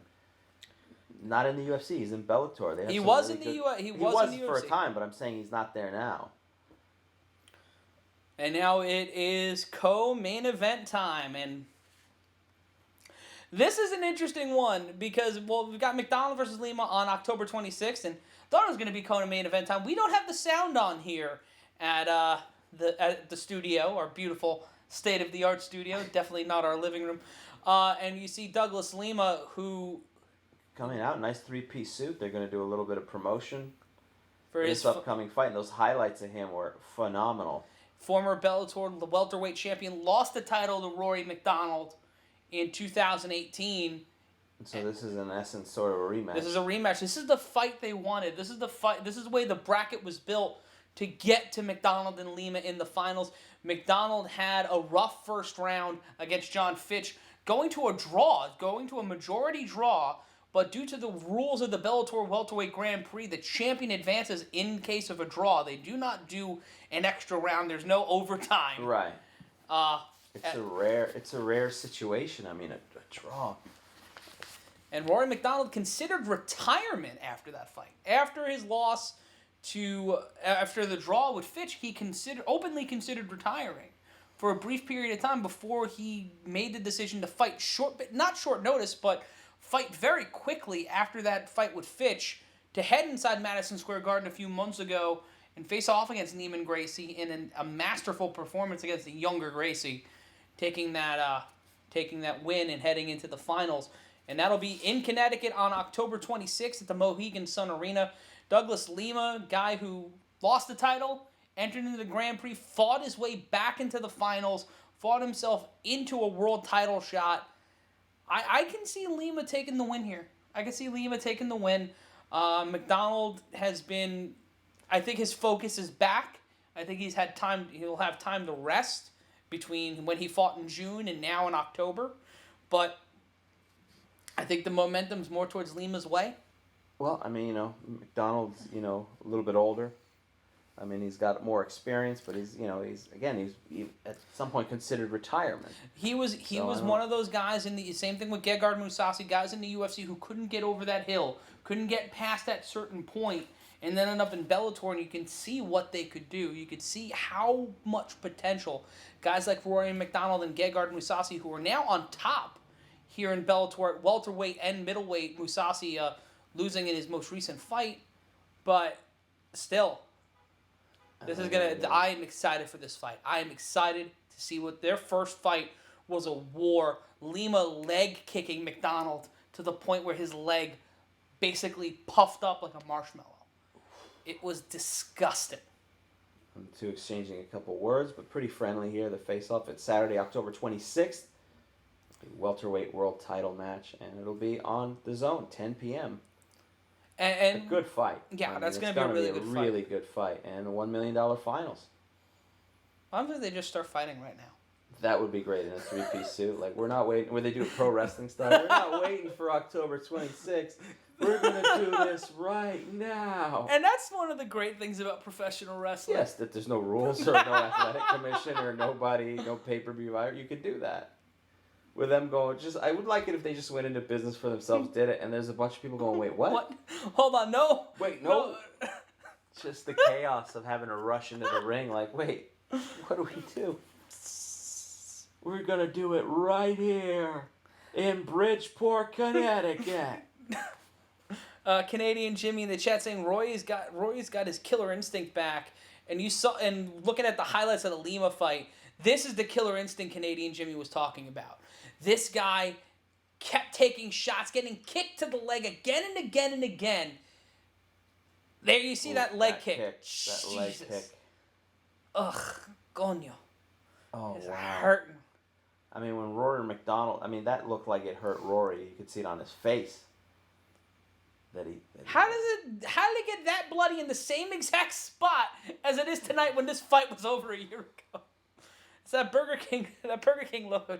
And he had to be, after winning the biggest win of his career, winning the welterweight title, had to be carried out by his teammates, carried out by his team to the locker room. That looks brutal. And his fight against, his loss to Gegard Mousasi, I think that affected him a little bit. Tried to become a 2-division champion, got a little too close to the sun on gossamer wings, flew right back down to earth, and then that fight with Fitch. That could affect your confidence. Well, yeah, you start playing around with those different weight divisions. It's the physical toll and the mental toll, but even just the physical toll of having to make weight, to change your body type, and depending on what your natural body type is. And then also what it does mentally to you, that level of training. I think it's sort of a distraction when you have to do that type of drastic weight change. When you're going up in weight. Yeah, whether it's you're cutting weight or you're trying to put on weight, I think it adds another element to your camp. And look at Cormier He was starving himself. Oh my God, they're doing Frank Mir and Roy Nelson. October 25th. So they're doing 2 cards on October 25th and 26th. This is the juxtapose. This is Bellator, like in a nutshell. On one night, it's this great welterweight title fight, Lima and McDonald. It's this rematch, highly touted, highly talked about. And then, you know what? We're gonna give you Mir and Nelson the night before. This crazy free for all. It's just like, oh, cool. We got the mullet versus Frank Mir. I still always root for Big Country. Yeah, I interviewed Roy Nelson. We're showing highlights of Vitaly Minakov, former Bellator heavyweight champion. It's going back to 2013. the Bjorn Rebney days before Scott Coker came to Bellator. Oh. The knockout power is tremendous on this kid. The haircut, not so much. Yeah, I don't love the haircut, but again, those are those things you just focus on the training and don't worry about the grooming and the haircut. Well, I made that choice in my life. I focus how's on it my affected training. your training? I'm getting up every day. I'm running. I'm doing the road work. I'm putting the work in the gym. And we're getting near the co-main event. You can see that in the chat, Roz. Let us know. You know what? I was going to talk about this in the last fight. We had eye candy. Javi Ayala. Well, we're supposed to be talking about in this fight. Javi Ayala was known as Eye Candy. That's his nickname. What are some of your favorite MMA nicknames? We want to know in the chat. Let us know on social media at MMA Mania on the Twitter machine. I mean, like I said, I love Big Country. That was one of my favorite. I don't know why. It was just a very simplistic sort of nickname. The Count is always a great one. Michael Bisping. What are yours? Eye Candy's a really good one. Eye Candy's a good one? Yeah. Mirko Krokop. Because it's not necessarily a nickname, but he was known as Mirko Krokop. But it's just like, okay. Also, the scariest man I've ever met. Krokop? Scariest man I've ever met in my life. I interviewed him earlier this year prior to one of his last fights in Bellator, and just like, he does not like fun. He's all business? Oh, yeah. Where was this? It was in a hotel room. Was I not there for that? No, you weren't. This was one of the ones I missed. Yeah, okay. I did some weird setup with my phone, and I did these interviews, and I'm like, oh, crap. This is Krokop. And I was talking with Jesse before, and I was like, I'm legitimately frightened of Mirko Krokop. And I was like hoping in the back of my mind, oh, it's all an act. He's just having fun. And it's like, I know he's having fun, but I know he's going to try to screw with me. Oh, boy. I'm trying to think of who the person most of them have been pretty nice or mundane. It's just pretty plain. There isn't much. I'm trying to think of who. I mean, we did the bare knuckle boxing one that went off. Where there was almost a riot? Yeah, that was a little bit weird for that event at the Dave & Buster's in Times Square. Of all places that there would be a riot. Still, the food was all right. Yeah. That's how I judge how the event went. This is how we've judged every press conference we've covered over the past few years. Listen, I'm not going to say that I don't sour a little bit when I find out that there's no food at a thing. Sour, you actively complain the entire ride home. I do. I don't know. It's part of the appeal. No, here's what I don't like. I don't like when the event doesn't need the press, because it's a weird thing with these events. When they need press, they make sure that there's food and amenities there. And it's sort of ironic. The lower the event is, sometimes, not always, there's, It varies upon event. It varies on the card. But you do notice, it's ironic. When we go to Madison Square Garden, they never sort of take care of you there. Yeah, no, they did they? I don't remember. For one of them. It's rare. UFC's pretty good, though. Yeah. UFC takes care of you. And Bellator has always been pretty good to us as well. But some of the boxing ones are a little bit like, the less they need you. And then when they really need you, then all of a sudden you're like, why are we at Del Frisco Steakhouse to do this event? But anyway, that's what bugs me. You heard Dana's going into boxing, right? Is he? Yeah, he's allegedly Zuffa boxing, which he talked about 2 years ago before the McGregor-Mayweather fight, is supposed to be a thing that's starting this October. That's interesting. Zuffa boxing is going to start this October. How is that going to work with them not keeping him out? But then again, boxing is so fragmented that they can't work together, because if they could work together, they would have unified organization. So, God, I don't know. It might be a little too late now that DAZN has sort of come into... He's got the relationship with UFC, with ESPN. The UFC and ESPN are together, and, Top Rank. It'd be interesting to see Dana White and Bob Arum work together on a boxing card. Because if Dana is, serious about Zuffa boxing, he's gonna have to work with some of these promoters. He's got no problem with Eddie Hearn, who runs Matchroom, who just picked up Gennady Golovkin among other fighters. But is Golovkin signed for one fight? It's a multi-fight partnership. Between Golden Boy? No, with Matchroom. Oh, Matchroom. Sorry. And I want a press conference where Dana has to do something with Bob Arum. I want it once, never again, because I want to see what would happen if they're in the same room. Because they hate each other. And Oscar De La Hoya and Dana White also hate each other. Yeah, I mean those press conferences that Dana White was giving about Oscar and drug testing and all those things, it was nuts. That whole Golden Boy MMA was a travesty, but all the stuff leading up to it was so fun. And there's Timothy Johnson, looking exactly like someone named Timothy Johnson would look. He looks like Big Bully Busick. And I can't. An old school wrestling. That is the oldest of old school wrestling references. But he does have he's completely shaved, right? Bald head with, for whatever reason, a big thick handlebar mustache. Less Tom Selleck. It goes past Tom Selleck. We're going Sam Elliott style. It's going 1920s cop. Yeah, an interesting choice. But again, this fight for him completely last minute. All of a sudden, finds himself going from the undercard to co-main event. Going up against a man who was the Bellator heavyweight champion. Take a look at some of the stats. It's not looking great for Tim Johnson. He's only lost one fight, Minakov. Okay. Vitaly Minakov has only lost one fight, and it was to Czech Congo, who's fighting Ryan Bader for the title. And what's Tim Johnson's record here? I believe he's 21-5. It flashed up for a quick second. Because I had notes, and then my notes were completely meaningless. Vitaly Minakov. Minakov had a 21-fight win streak, ended when Czech Congo beat him at Bellator 216 in February at the Mohegan Sun, just right down the road from Bridgeport. Minakov was the Bellator heavyweight champion from 2013 to 15 during the Bjorn Rebney era, then left the organization after defeating Congo at Bellator 115, re-signed with the organization in 2018 after fighting for Fight Nights Global for the most part in between 2015 and 18. Has only seen a decision 3 times in his career, 2 against Congo, which he split 1-1, and once in 2010 fighting for M1 Global, a 4-time World Sambo champion. Bad dude. A bad dude. Against Tim Johnson, who is...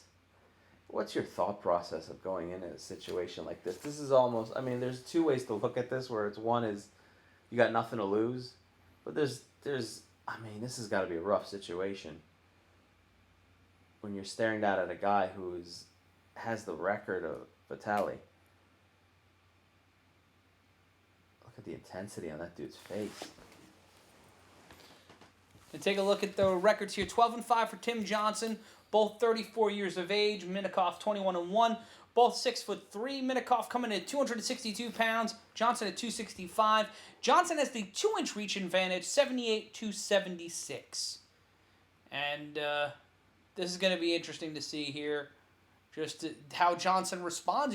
Minakov might get caught off guard here, trying to maybe... Well, that's the danger of these things. I mean, he's been training for somebody completely different, and now he's got to fight somebody he doesn't know, albeit a lesser record supposedly. But it could. There's Ayala a was danger 11-7 was 11-7 in comparison to the 12-5 Johnson. Notable wins for against Marcin Tybula, Shamil Abdurakhimov, and Daniel Omintsuk. 2 decisions, 1 stoppage. Oh, and some family there with the mustache, wearing the mustache. That is it's smart. A great marketing gimmick.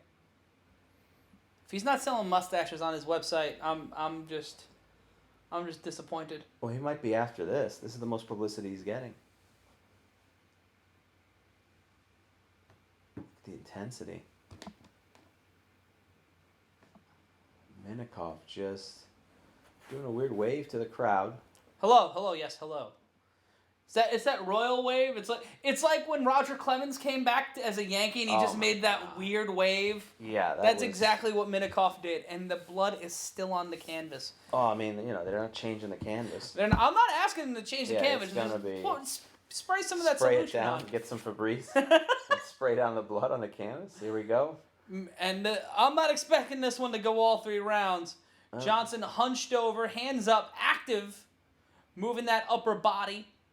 Minakov slow pacing, Two different styles. Right hand by Minakov. Throwing a couple of combos, couple of It's a exchanges. lot of movement from Johnson that's not going anywhere, though. You wonder, a nice It's right frenetic hand energy. from... Quick takedown, utilizing that sambo. Minikov has him against the cage here.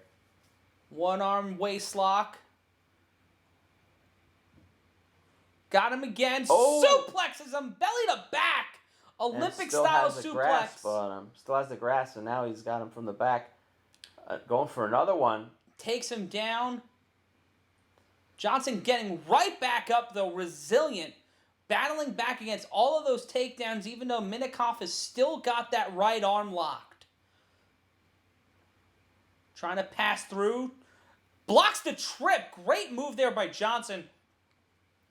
Tried to take him out and do a variation of a judo throw. Now Johnson has him against the cage, looking to get some of those knees in, but couldn't do it. And all of a sudden, Minakov escapes, and they're back to the center of the octagon, or the Bellator cage. Bellator cage. Because no one else can have an 8-sided cage. I understand. How many sides is this? Just a circle? It's a circle. All right. It's 10-sided, I believe. Oof.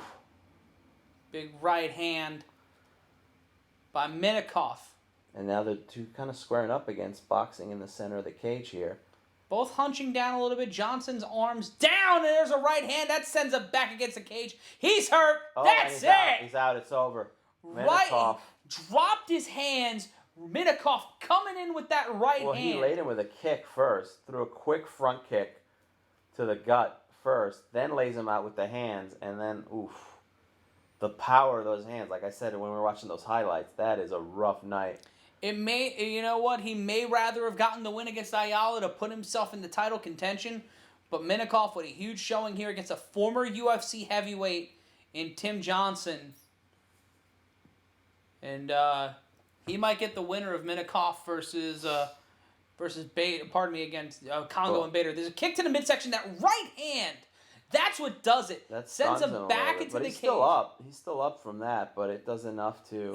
That clip into the back of the ear, the cage was holding him up. Yeah, you're right. That right hand, let's take a look again on the replay. replay. He's going to hit him with the front kick a little bit, which lands a little bit on the gut. Not hard, but it opens it up for that right hand. Jab. He kept his arms down, tried to block the kick. Johnson goes back into the cage, and he's... just crumples. Folds like a lawn chair. And there's that... Ooh, and the worst part is when you're already knocked out and the fighter is so quick they land two more punches before the ref can stop it. Oh. Oh, wow. Just topples like a bad souffle. Like a souffle that wouldn't rise. And now with that, Minakov becomes tied for fourth all-time with most wins by knockout with 5. And Minakov living up to the hype here, bouncing back after his first and, seemingly only career loss against Czech Congo. Moving up to the record of 22-1. The short fight.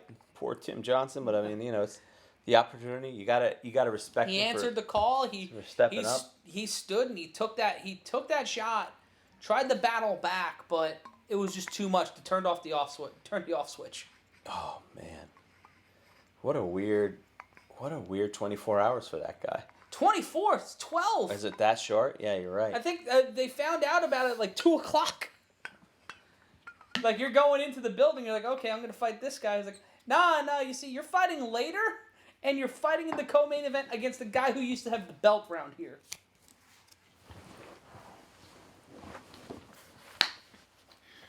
That might be one of the fastest fights of the night. At least on the main card. I think it will be. I don't think it's going to be much. But then again, we still have one more fight. And it went 15 seconds the last time. Last time they went at it went 15 seconds. Oh my God, I can't believe I forgot about that too.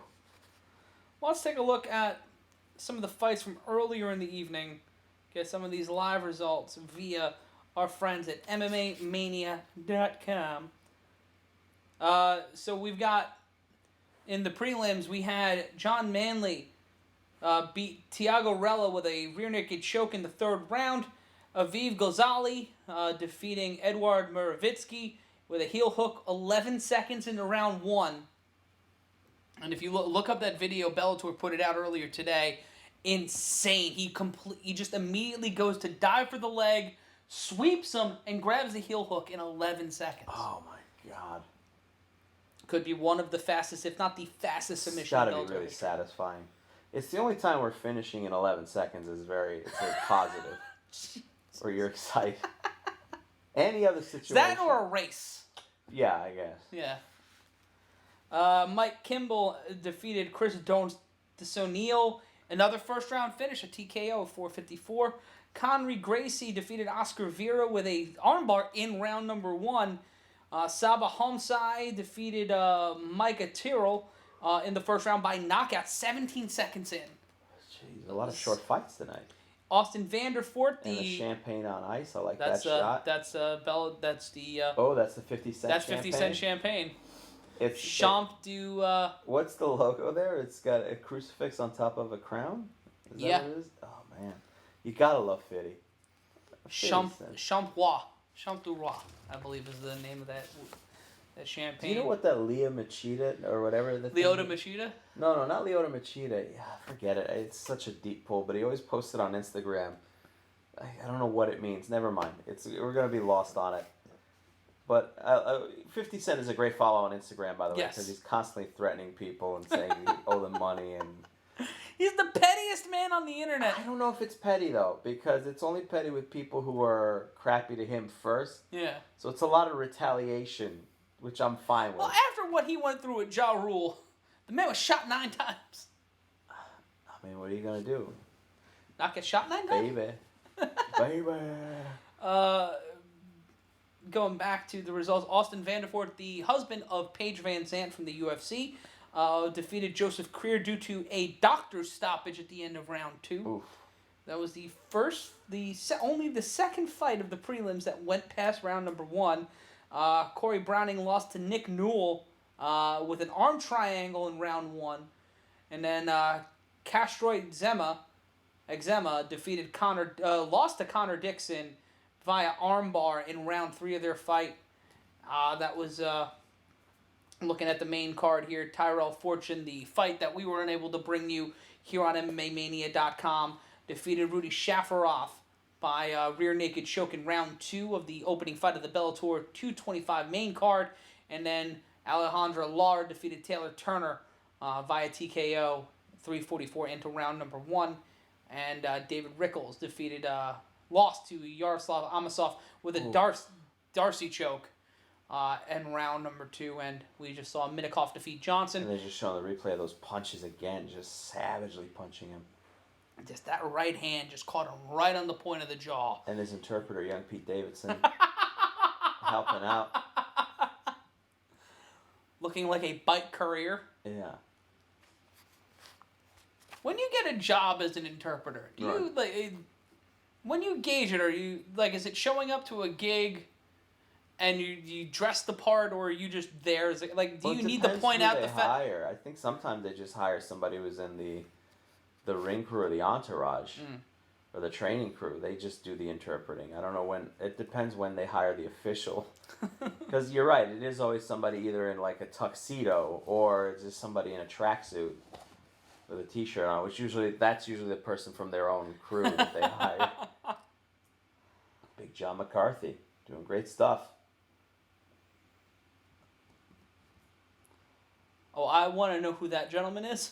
Which one? The gentleman with the member of his team, it seems, with the Chuck Liddell haircut and an olive green T-shirt. And it seems that was a member of the Minakov family. And celebrating after a quick victory.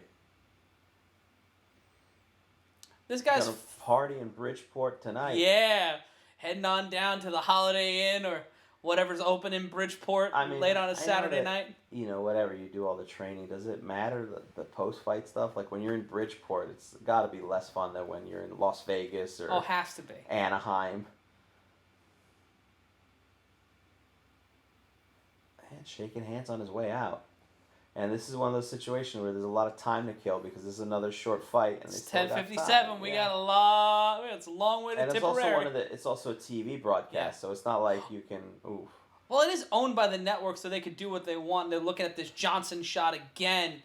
Just oof. As soon as he moved off the cage, it looks. Being knocked out looks a lot sillier when you have a handlebar mustache. Let's be honest.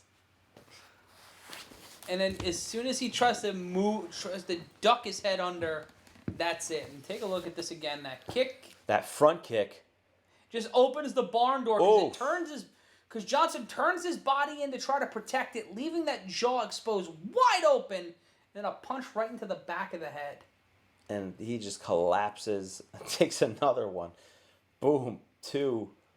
Is there a third? Is the ref able to stop it? No, it's 1, 2, close the door, boy. good night, Grandma. I know we have the TV on mute, but I can hear Chael Sonnen. That's I funny. can hear him gesticulating. Like if the people are watching this now and they're seeing me talk with my hands, if you see the monitor right here, you can just see me moving my hand back and forth like I'm some sort of orchestra conductor. For some reason. And now a lot of hand movement from who's this guy in the line? I forget who that is. We should know that, but we don't. All right, there we go. And Jay Glazer looking fantastic though. That's all that matters. They have a nicer desk than we do. Yeah, I mean it's Bellator. We have a coffee table. Well, I mean, if this picks up, we'll have a nicer desk. But in Bellator, we'll have cards on October 4th, 25th, 26th, and November 8th. Returning to the Pechanga Resort in California with Koreshkov versus Lorenz Larkin at welterweight, and then October 25th, 26th, 2 shows in 2 nights, both at the Mohegan Sun Arena, Frank Mir versus Roy Nelson, and then Rory McDonald and Lima in their rematch, and then the return to the Windstar Hotel, Casino, Resort, and Dance Lounge in Oklahoma. And the main event, Matt Mitrione, Sergey Kharitonov. Will this, if it goes past 15 seconds, they beat the last one. If you're Matt Mitrione, you are like, okay, I'm not going to low kick. Not going to low kick. The last time I low kicked, I want to see the highlights of that. They showed it at the beginning of the broadcast, and I feel like they'll show it again. Well, they got a lot of time to fill, so they're definitely going to show it again because they're running this Burger King commercial again. Well, that's ad revenue. Like I guess that's inventory. Yeah, Burger King would absolutely beat the hell out of Ronald McDonald. There's no doubt about it. What about the Grimace though? Burger King versus Grimace. I mean, the Grimace looks like he's so out of shape, but it might be one of those big country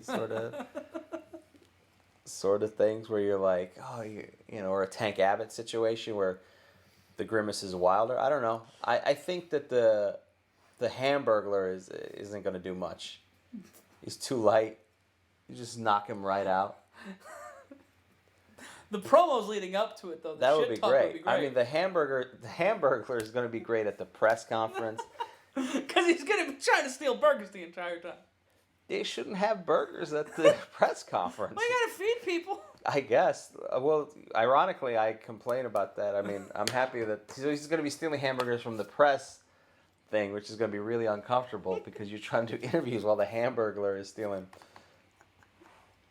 Did he only steal hamburgers? Yeah. But then he's got to make weight, though. That's the irony. That's the conflict where every time they ever do the weigh-in, they're like, well, the fight's off. It's the argument with Roy Nelson. Roy Nelson could be the greatest welterweight in the world, but the man likes to eat. You can make the same argument about the Hamburglar. If the Hamburglar could just not burgle hamburgers. But the man could get to 185 and he could be a god. Listen, I say he should bump up. Why he doesn't go up in the weight, though, that's the weird part. He insists on fighting as a lightweight. All right, that's it. I don't care who does it. I want Hamburglar. I want a fighter to dress up and assume the identity of the Hamburglar and try to win a world title at welterweight. What's Ben Askren? You're fighting Damian Maya in Singapore. Screw it. Go all in. Become the damn Hamburglar. Going as the Hamburglar. Just make sure you got knocked out in 5 seconds. You got nothing left to lose. I'm sure you're allowed to do it as long as there's like a Reebok logo on the Hamburglar outfit. You'd be fine, right? Dana wouldn't have a problem with that. No, that's the thing. You know what? Some of the a story came out this week that Ryzen was trying to make the same people that brought you Floyd Mayweather boxing on New Year's Day against a kickboxer in Japan, which he was 3 hours late to. Oh my God! they've said they have a weird idea for Conor McGregor. Which is? They didn't say what it was. They're just saying they have an idea for Conor McGregor. So this is the company that...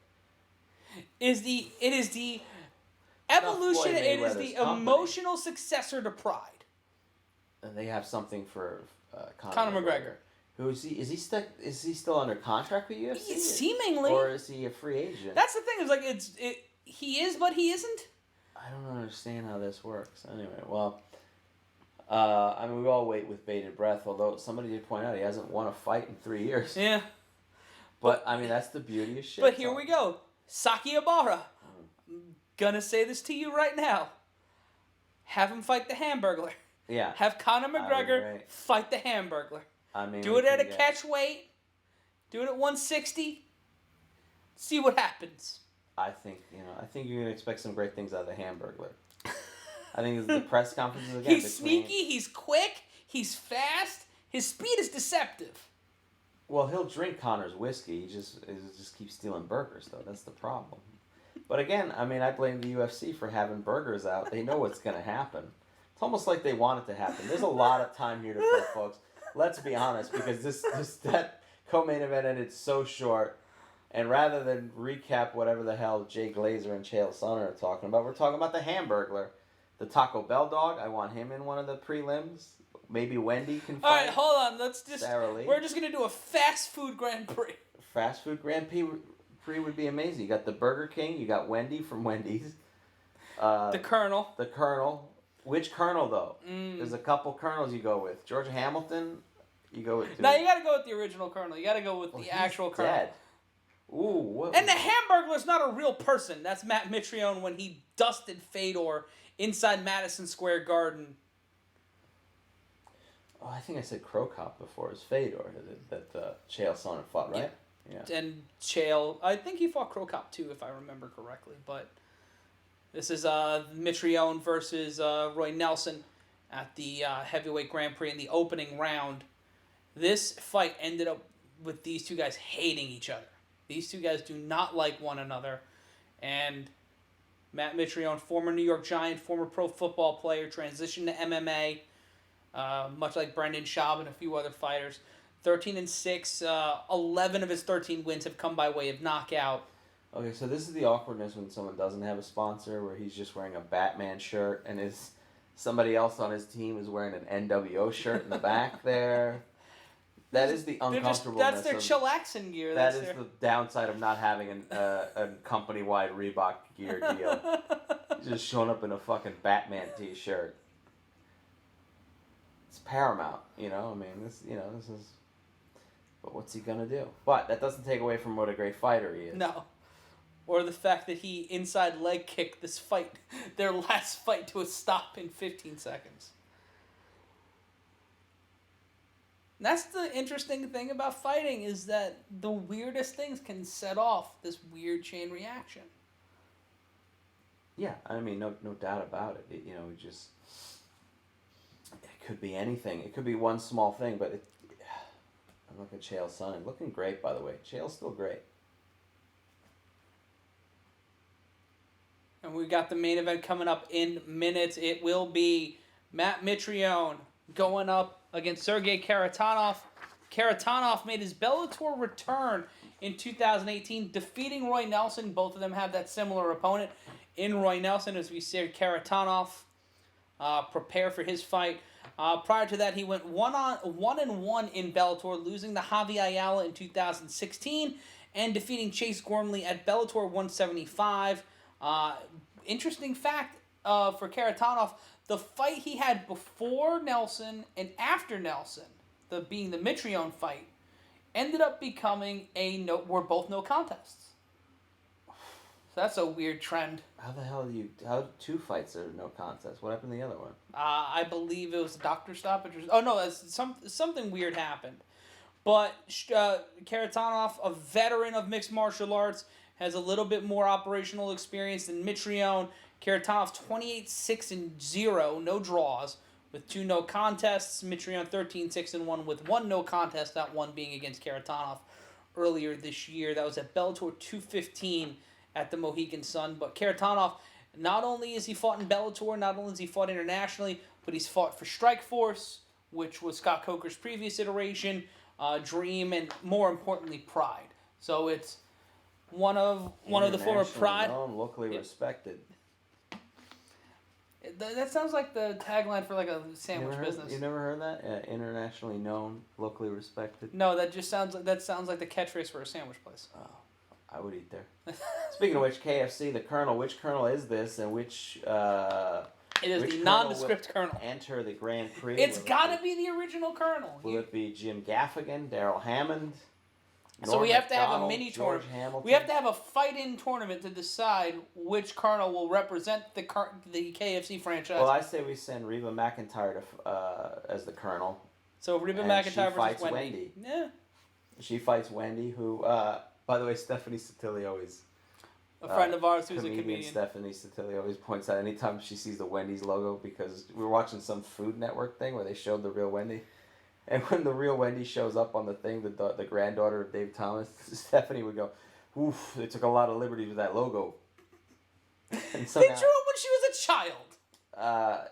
Yeah, whatever. Either way, that logo looks a lot better. Is all he's saying. All she's saying. I don't know. That's her statement. What about the Popeyes lady? Is she technically a mascot? I guess. Because I found out that she doesn't really own Popeyes. Why did you think she owned Popeyes? Because she comes on. So does Flo from Progressive own Progressive? No, but when she keeps going, maybe did she say my or our? No, I don't know. I don't pay much attention to commercials. I'm sorry. I just assumed. I don't know. You see the spokesperson go on and on. I don't know. I think they're owned by a Canadian corporation that also owns Burger King. So unless she's some sort of Canadian magnate on the low, then look. All I care is she allowed in our Grand Prix tournament? You know what? I think so. Long John Silver, does he count? Yeah, if you can get a mascot. And there's Mike Goldberg looking great. Mm-hmm. Big John McCarthy. There's no lack of really talented commentary in mixed martial arts right now. Yeah, there's a lot of great. Todd Grisham is still involved, right? He does Glory Kickboxing. Okay. But he was doing UFC for a minute, right? No, he was doing some boxing. Oh, okay. Might have done some MMA, I'm not sure. I thought he took over for Mike Goldberg. No, that's John Anik. That's John Anik. He might have called some UFC FX cards. He might have called some Fight Night cards. Okay. I still don't know why they got rid of Mike Goldberg from UFC. Was it just a contractual thing? That was never really made clear to me. If someone in the chat knows, thank you so much for everybody joining us. We are getting towards the main event, so if you want to let people know, hey, this is going to be one hell of a fight, and the reaction during the first 15 seconds, me and Harry are going to be clenched. Yeah, trying to figure out if this. It has to go past 15 seconds. All right, is this the? No. And breaking down some of Mitrione's moves as you using the telestrator. Great use of motion, setting up that right uppercut. And taking a look at that right hand, just going over some of the stuff about Mitrione. A really good striker, a guy that came into MMA a little later in life. And that's the thing about MMA, that looking at boxing as a direct competitor, the sport is still so young that people can make that transition. Like wrestling back in the 60s and 70s, Wahoo McDaniel, Ernie Ladd, Bill Watts. Would make that transition. Yeah, a lot of pro fighters could make that move. Who do you think is the best who's ever made that transition from another sport to MMA? Who did it the best so far? From football to MMA? Just any. I guess any. But most of the time it's usually football. Right? I'm trying to think of anybody else. Well, Dylan Dennis went from just grappling and jiu-jitsu into MMA, but that's kind of a point-to-point comparison. Let us know in the chat who's the best fighter that's crossover from one sport to another. Ronda Rousey, is that? No, because she went from, it wasn't competitive judo. She was an Olympic judoka who ended up in mixed martial arts. Right. You know what? Brock Lesnar. That's true. Yeah, Brock Lesnar did. Well, I guess he's a wrestler, though, right? Would you count him as he went from pro wrestling. Yeah, but I mean, he has an amateur. Yeah, it might be Brock. I got to give that to you. It might be Brock Lesnar. Because it wasn't immediately out of college that he went to MMA. It was pro wrestling. Then he was on the Minnesota Vikings practice squad. Is he officially done now? You said he retired. He's retired. He would fight John Jones, though. If John Jones moves up to heavyweight, he would fight John Jones. You saying he'd fight John Jones? Janice Jackson, we are doing a play-by-play of the Mitrione fight. We're waiting for that fight to end. A lot of stoppages tonight, a lot of early stoppages. So we're waiting on this fight to start, filling out the time. Who do you have winning? Harry, who you got? Got Mitrione or Kharitonov? I think I just have a feeling Kharitonov is going to be too strong. I like Mitrione, but I just feel like, his style. Again, he doesn't come from mixed martial arts originally. I just tend to lean towards people whose life that is. Kharitonov obviously has the experience. Mitrione's a little younger. Mitrione said he was able to glean something from that 15 seconds that Kharitonov was moving a little slow in that fight. Right. So if Mitrione was able to glean that from that first 15 seconds, that might be enough to kind of build up an effective strategy. Well, they both got out last 15 seconds. So the amount of training, we know that much. Like, you got to train for a 5-round fight, but if you go 15 seconds. That would aggravate me in a weird way. Ironic, there's got to be spent all that time, all that hard work, and then one accident, like one slip up. No, but I'm saying even winning in 15 seconds, you're like, I know you're happy that you won in 15 seconds, but then part of you is like, God damn, all that was like a 10-week camp. Unless you're Jorge Masvidal, and then you can just ride that to the biggest payday of your career. Give me him and Nate Diaz. I want that fight. Someone, I get that fight to me. Just happy Nate Diaz is back. Yeah. That was a really good fight against Pettis, too. That fight last week was really This is a great card overall. Yeah, that was one of the most... What do you think happens to Cormier now? I don't think he's going to retire. I think he needs if he doesn't get the rematch, I think he deserves a rematch with Stipe. So if they don't do that rematch with Stipe early next year or in December... there's no other fights for him. That's so weird. Brock's not going to come back. It's just very odd to just fight, especially with all the comments he had afterwards, where he's talking about how he was disappointed that he didn't listen to his coaches. Yeah. His coaches You gotta if you're Dana and you're Stipe, you give him that. You get that rematch done. The third one, the rubber. Yeah, I think that'd be a great fight. I don't want to see Cormier go back down to light heavyweight and fight John Jones. If that fight is going to happen, I would like to see that at heavyweight. So I'd like to see Cormier not at 40 years old doing a weight cut, cutting down 30 pounds, get to 205. I don't want to see that. I want to see Daniel Cormier at his full powers. I don't want to see what John Jones could do at heavyweight. I'd rather see it on a more even playing field. I know Daniel Cormier's pride it's astounding. Because he's like, you know what? I fought him twice at 205. I'm going to fight him again. The only way I'm going to do it is at 205. What's the latest update with John Jones and everything? Jones is going to be fighting in December or November. Like, they're trying to figure out... Wasn't there an issue with the last fight? No, there wasn't an issue with the last fight. He got, a few months ago, got into an altercation, allegedly, at a strip club. Oh, John. Yeah, that's what it was. With a waitress. All right, looks like they're finally going to get through this heavyweight fight. Matt Mitrione and Sergey Kharitonov, both looking like concerned dads at a PTA meeting. And I know all of these men could beat us to within a quarter inch of our lives, but we got to keep the ha-ha going. Got to make it entertaining. They'll never watch this. You say that. You know what? You do say that, and somehow this always gets to people. Sergey Kharitonov will make his way down to the Bellator cage. This one's going to be a fun fight. I'm looking forward to this.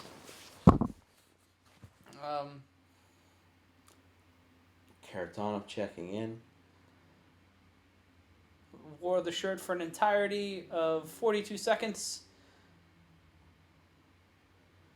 Do you think the wearing shoes when you're walking down a ramp is necessary?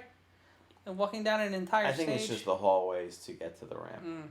I don't think you want to be walking barefoot in the back of a Bridgeport, Connecticut arena. Yeah. And the keys to victory per Big John McCarthy. He's got to bully Mitrione to the fence and utilize dirty boxing. Kharitonov's got 9 of his 28 victories via submission. So that might be a big way to kind of isolate Mitrione, break him down, make him tap. But Mitrione's also the guy who knocked out Fedor. Not a lot of guys who could say that. It's a growing list, but he's one of the few people who could say, I knocked out Fedor Emelianenko. I mean, Sergei Kharitonov looks really... These Russian dudes, they look like dads that could beat your ass. Like, he's a scary-looking dude, but he's the heavyweight, so there's a little bit extra pounds on, which doesn't matter in a heavyweight, in MMA. But he just looks like a dad who beats your ass for not mowing the lawn properly.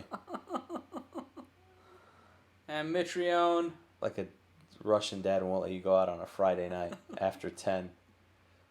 Yeah, the American himself, Mitrione. Coming out in some slides.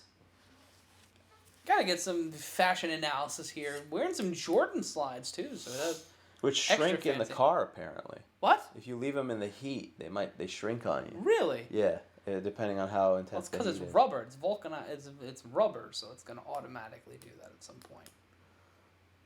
Mitrione from Indianapolis, Indiana, played college football at Purdue before making the transition to mixed martial arts. Had a cup of coffee in the National Football League, playing for the New York Giants, who I hope to God aren't garbage this year. Just hoping, hoping. Probably will be. I know that. I know that. Look, the Mets may make the playoffs. It's just glimmers of hope. Look, if this fight goes past 15 seconds... The Mets making the playoffs is like you waiting for your dad to come and pick you up. And you're sitting there on your porch on Sunday and it just never comes. And then finally your mom tells you to go in at 2 p.m. It's not happening. It's just Why do you keep reading my diary? I ask you not to read my diary. It's the Mets, bro. You bring it upon yourself. Mitrione going to need to utilize his striking here. His shoulder, look. That bone in his shoulder. Oh, that's a... Ugh. Seems it's like a quado. Let's take a look at the tail of the tape. Mitrione, 41 years old, a record of 13-6. Kharitonov, 29-7 at the age of 39. Slight height advantage for Kharitonov, standing in at 6'4". Kharitonov stepping on the scale officially at 264 pounds, and Mitrione, who's at 258. Both well below the 265 or 266 pound heavyweight limit. Mitrione with a little bit of a reach. A little bit of a reach. That's a 6-inch reach advantage. Mitrione 80-inch reach. Kharitonov 74. As Michael C. Williams will do the official introductions for the final fight of the night here live on MMAmania.com and the MMA Mania YouTube channel. That's Harry Trajani and I'm Matt Ryan. This is your main event of the evening. It's been fun, Harry, calling these fights with you. It's been a good time. It's been some good fights. This whole card has been entertaining.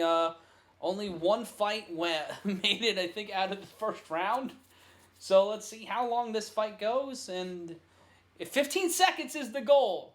15 seconds is the goal. If they can get to 40, get into the first 15 seconds of the fight, get to 4:45, and take a look at some of the notable wins. Defeating Roy Nelson, Andrei Arlovsky, Alistair Overeem, Verdum, Pedro Hizzo. Kharitonov has got a great list of former opponents and victories. And this one is going to be a barn burner as long as everybody keeps their leg kicks to where they're supposed to be. Notable wins for Mitrione. Defeated Fedor Emelianenko. We talked about that earlier. Defeated former UFC heavyweight title contender Derek Lewis. Gabriel Gonzaga, Roy Nelson, among others. A huge, huge resume for Mitrione. And the referee, once again, Fancy Goldberg, Dan Murgliata. All right, here we are. We're going to get to it.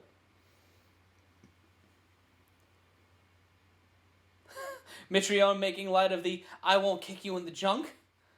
And this one It would be great if he kicks him in the junk first just shot. Immediately does. And then he spray paints NWO.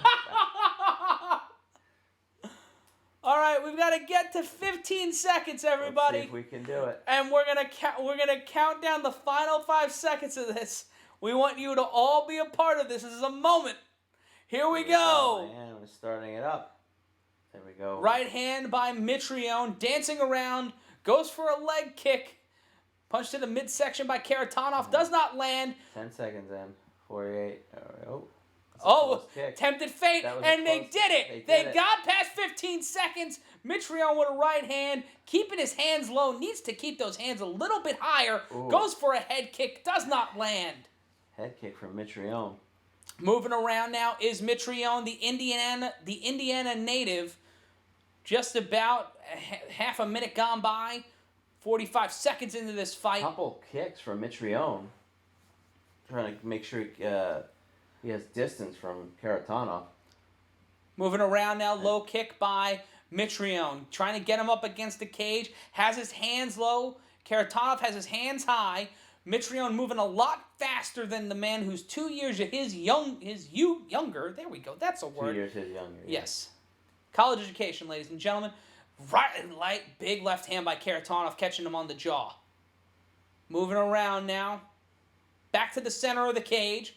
Left hand does not land by Kharitonov. Another low kick by Mitrione. Moving around. Couple of Stockton slaps. A combination by Mitrione. Moving Kharitonov back, but unwavered. A low kick right to the ankle. Oh, Kip picks that ankle. Catches Kharitonov with a kick, but he's right back up, and they're...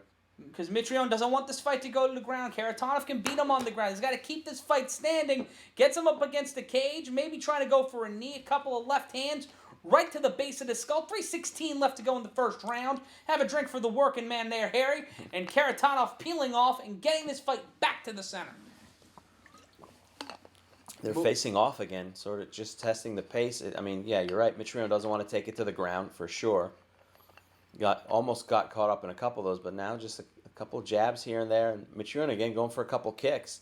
Going for a high kick, but missed again. Went for that head kick, did not land. 2:49 left to go. Round number 1.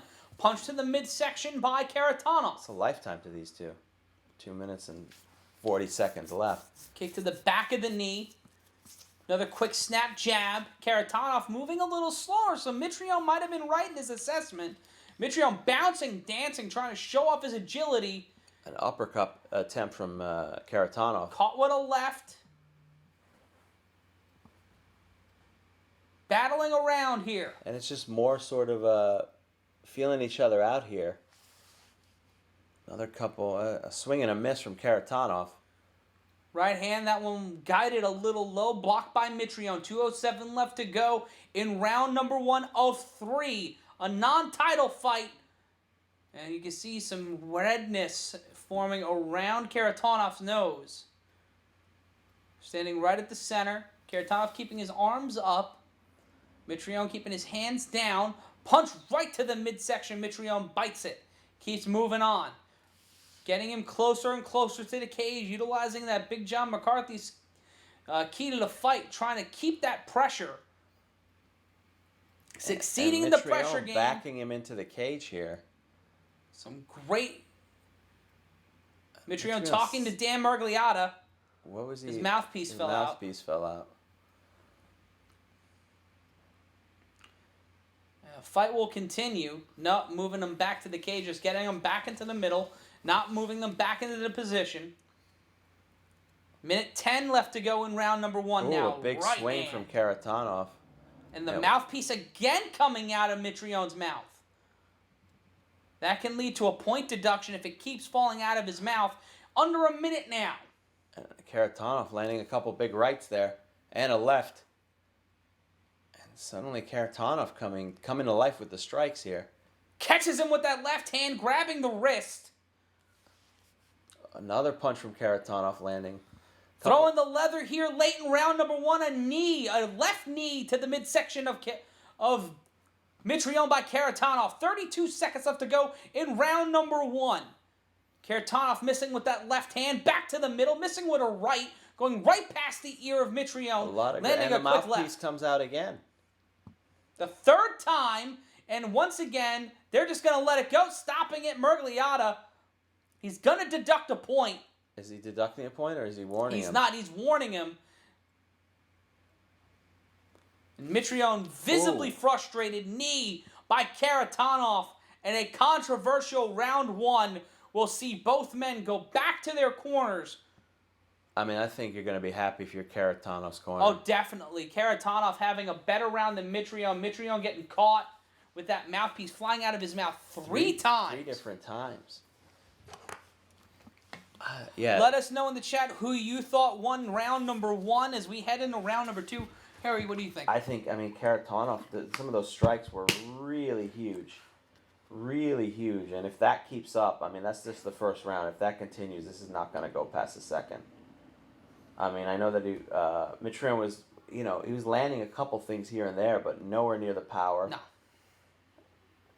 Just not, as aggressive. I think he was sort of feeling it out, but Kharitonov, especially as the round went on, kind of really started developing a little more power, a little more pace to those punches and those strikes, and that is not a good situation. The only thing that stopped it was the mouthpiece coming out. Yeah. There was and that might have helped him. I don't know if that was intentional or not. It was an unintentional pause button. Right. It was like when you lose reception on the subway. Right, and it just completely detached any momentum had. And here we go. We're going to start round 2. And thank you to Jason Pachala saying, "Dude with the beard is great. Loves his calling." Nice. Thank you. Yay, thank you. And then Harry, I'm here too. It's fine. This is the first time you've called the comments. Play guy. I'm just doing the color, man.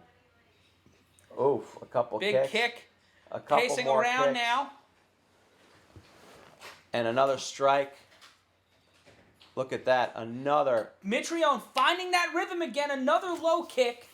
4:41, just 20 seconds into round number 2 of a potential 3 rounds here at Bellator 225, live on MMA Mania's YouTube channel. That's Harry Turjanian. I'm Matt Ryan. As people enter the studio here in an undisclosed location, Minakov missing that right hand. Kharitonov, missing that right hand. Punch right to the rib cage as And now another Kharitonov putting the pressure on him. Landing a couple of strikes. Mitrione getting a couple punches, but not a lot of power on him. A couple knees. Again, not a lot of power.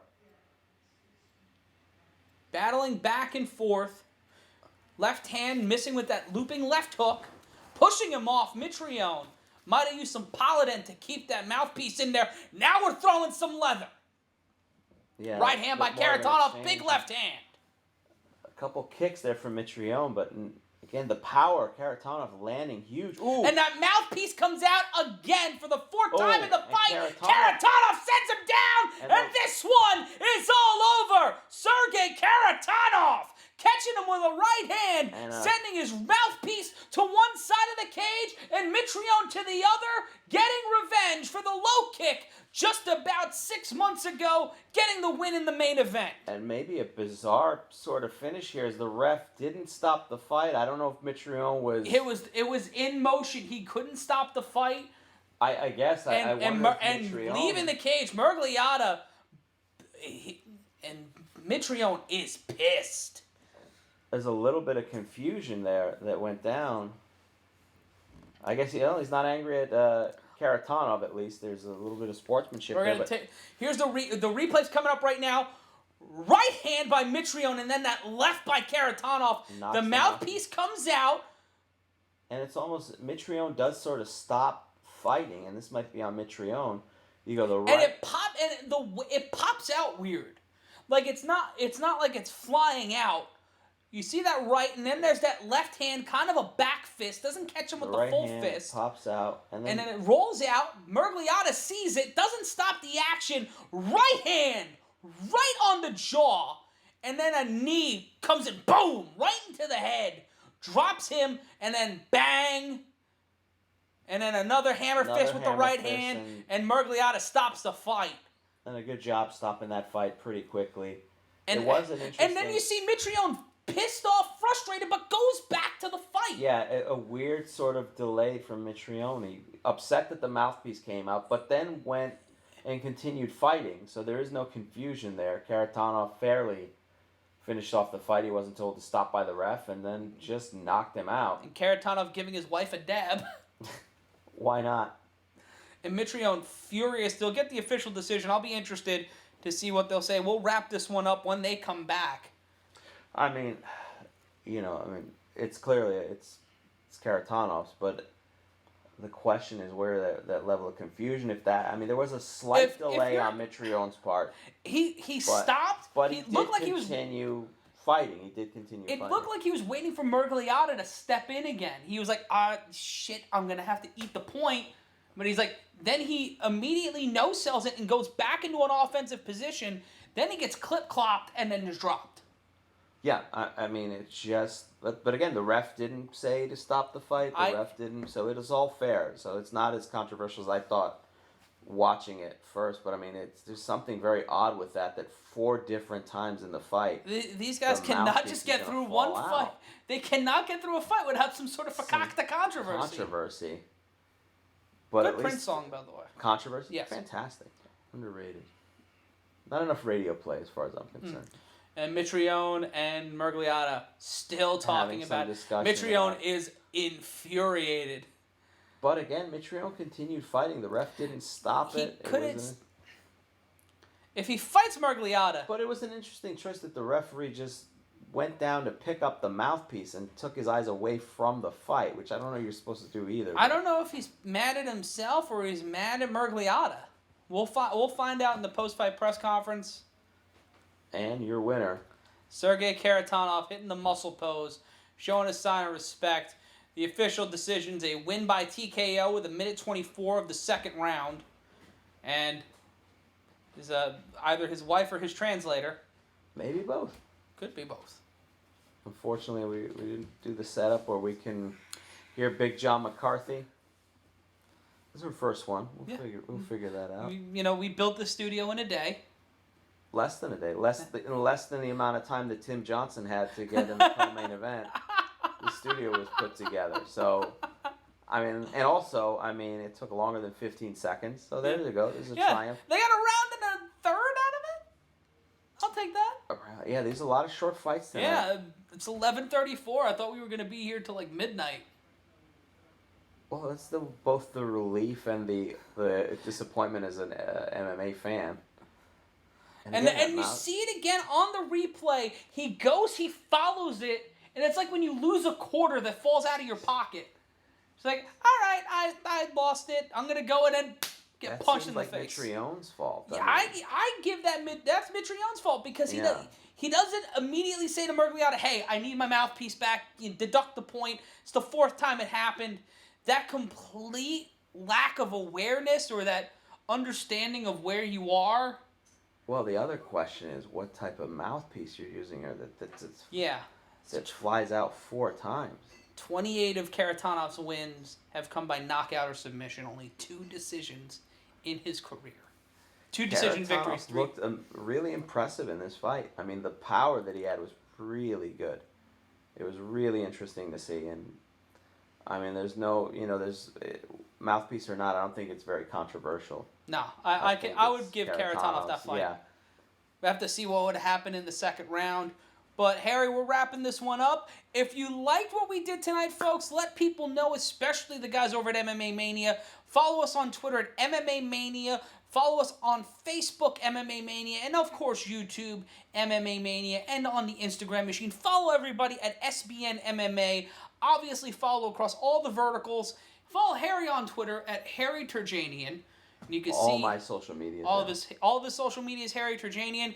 You can see him perform at the Under St. Mark's Theater the first Wednesday of every month with Stephanie Sotilli, who we were talking about a little earlier in the broadcast. Look up Sketchblock. It's Sketchblock NYC on Facebook, or just look up The Unwanted. Harry, thanks for stepping in and being my co-host for this one. Thank you for having me. That was a lot of fun to do, and I hope you get to do more, man. Well, you know what? If I'm here, you guys are here, and we're going to have a little bit more fun. If you liked it, let us know. And let us know we can get that fast food Grand Prix going. I want the Hamburglar to fight Conor in December. I just want Saki Ibarra, I'm telling you, make the fight. I'll dress Harry up as the Hamburglar. We're going to Japan. We're going to Japan. If we can make it happen. How much money would it cost? Oh my God. How much money? I don't know. Just a ticket to Japan, as long as I don't have to So pay you'll for fight it. Conor McGregor for a ticket to Japan. Oh, yeah, no, wait, what? No, I just want to dress up as the Hamburglar for the weigh-in. No. Why would you go as the Hamburglar to the weigh-in? Who's going to be fighting then? I guess I'll fight him. I guess I'll fight Conor McGregor. All right, we got it. Rising this December, Harry the Hamburglar Turjanian versus Conor McGregor. Get it done, Saki Ibarra. Get it done. How did this happen? I don't know. For Harry Turjanian, I'm Matt Ryan. This has been Bellator 225 on MMAmania.com. See, Harry? Going places.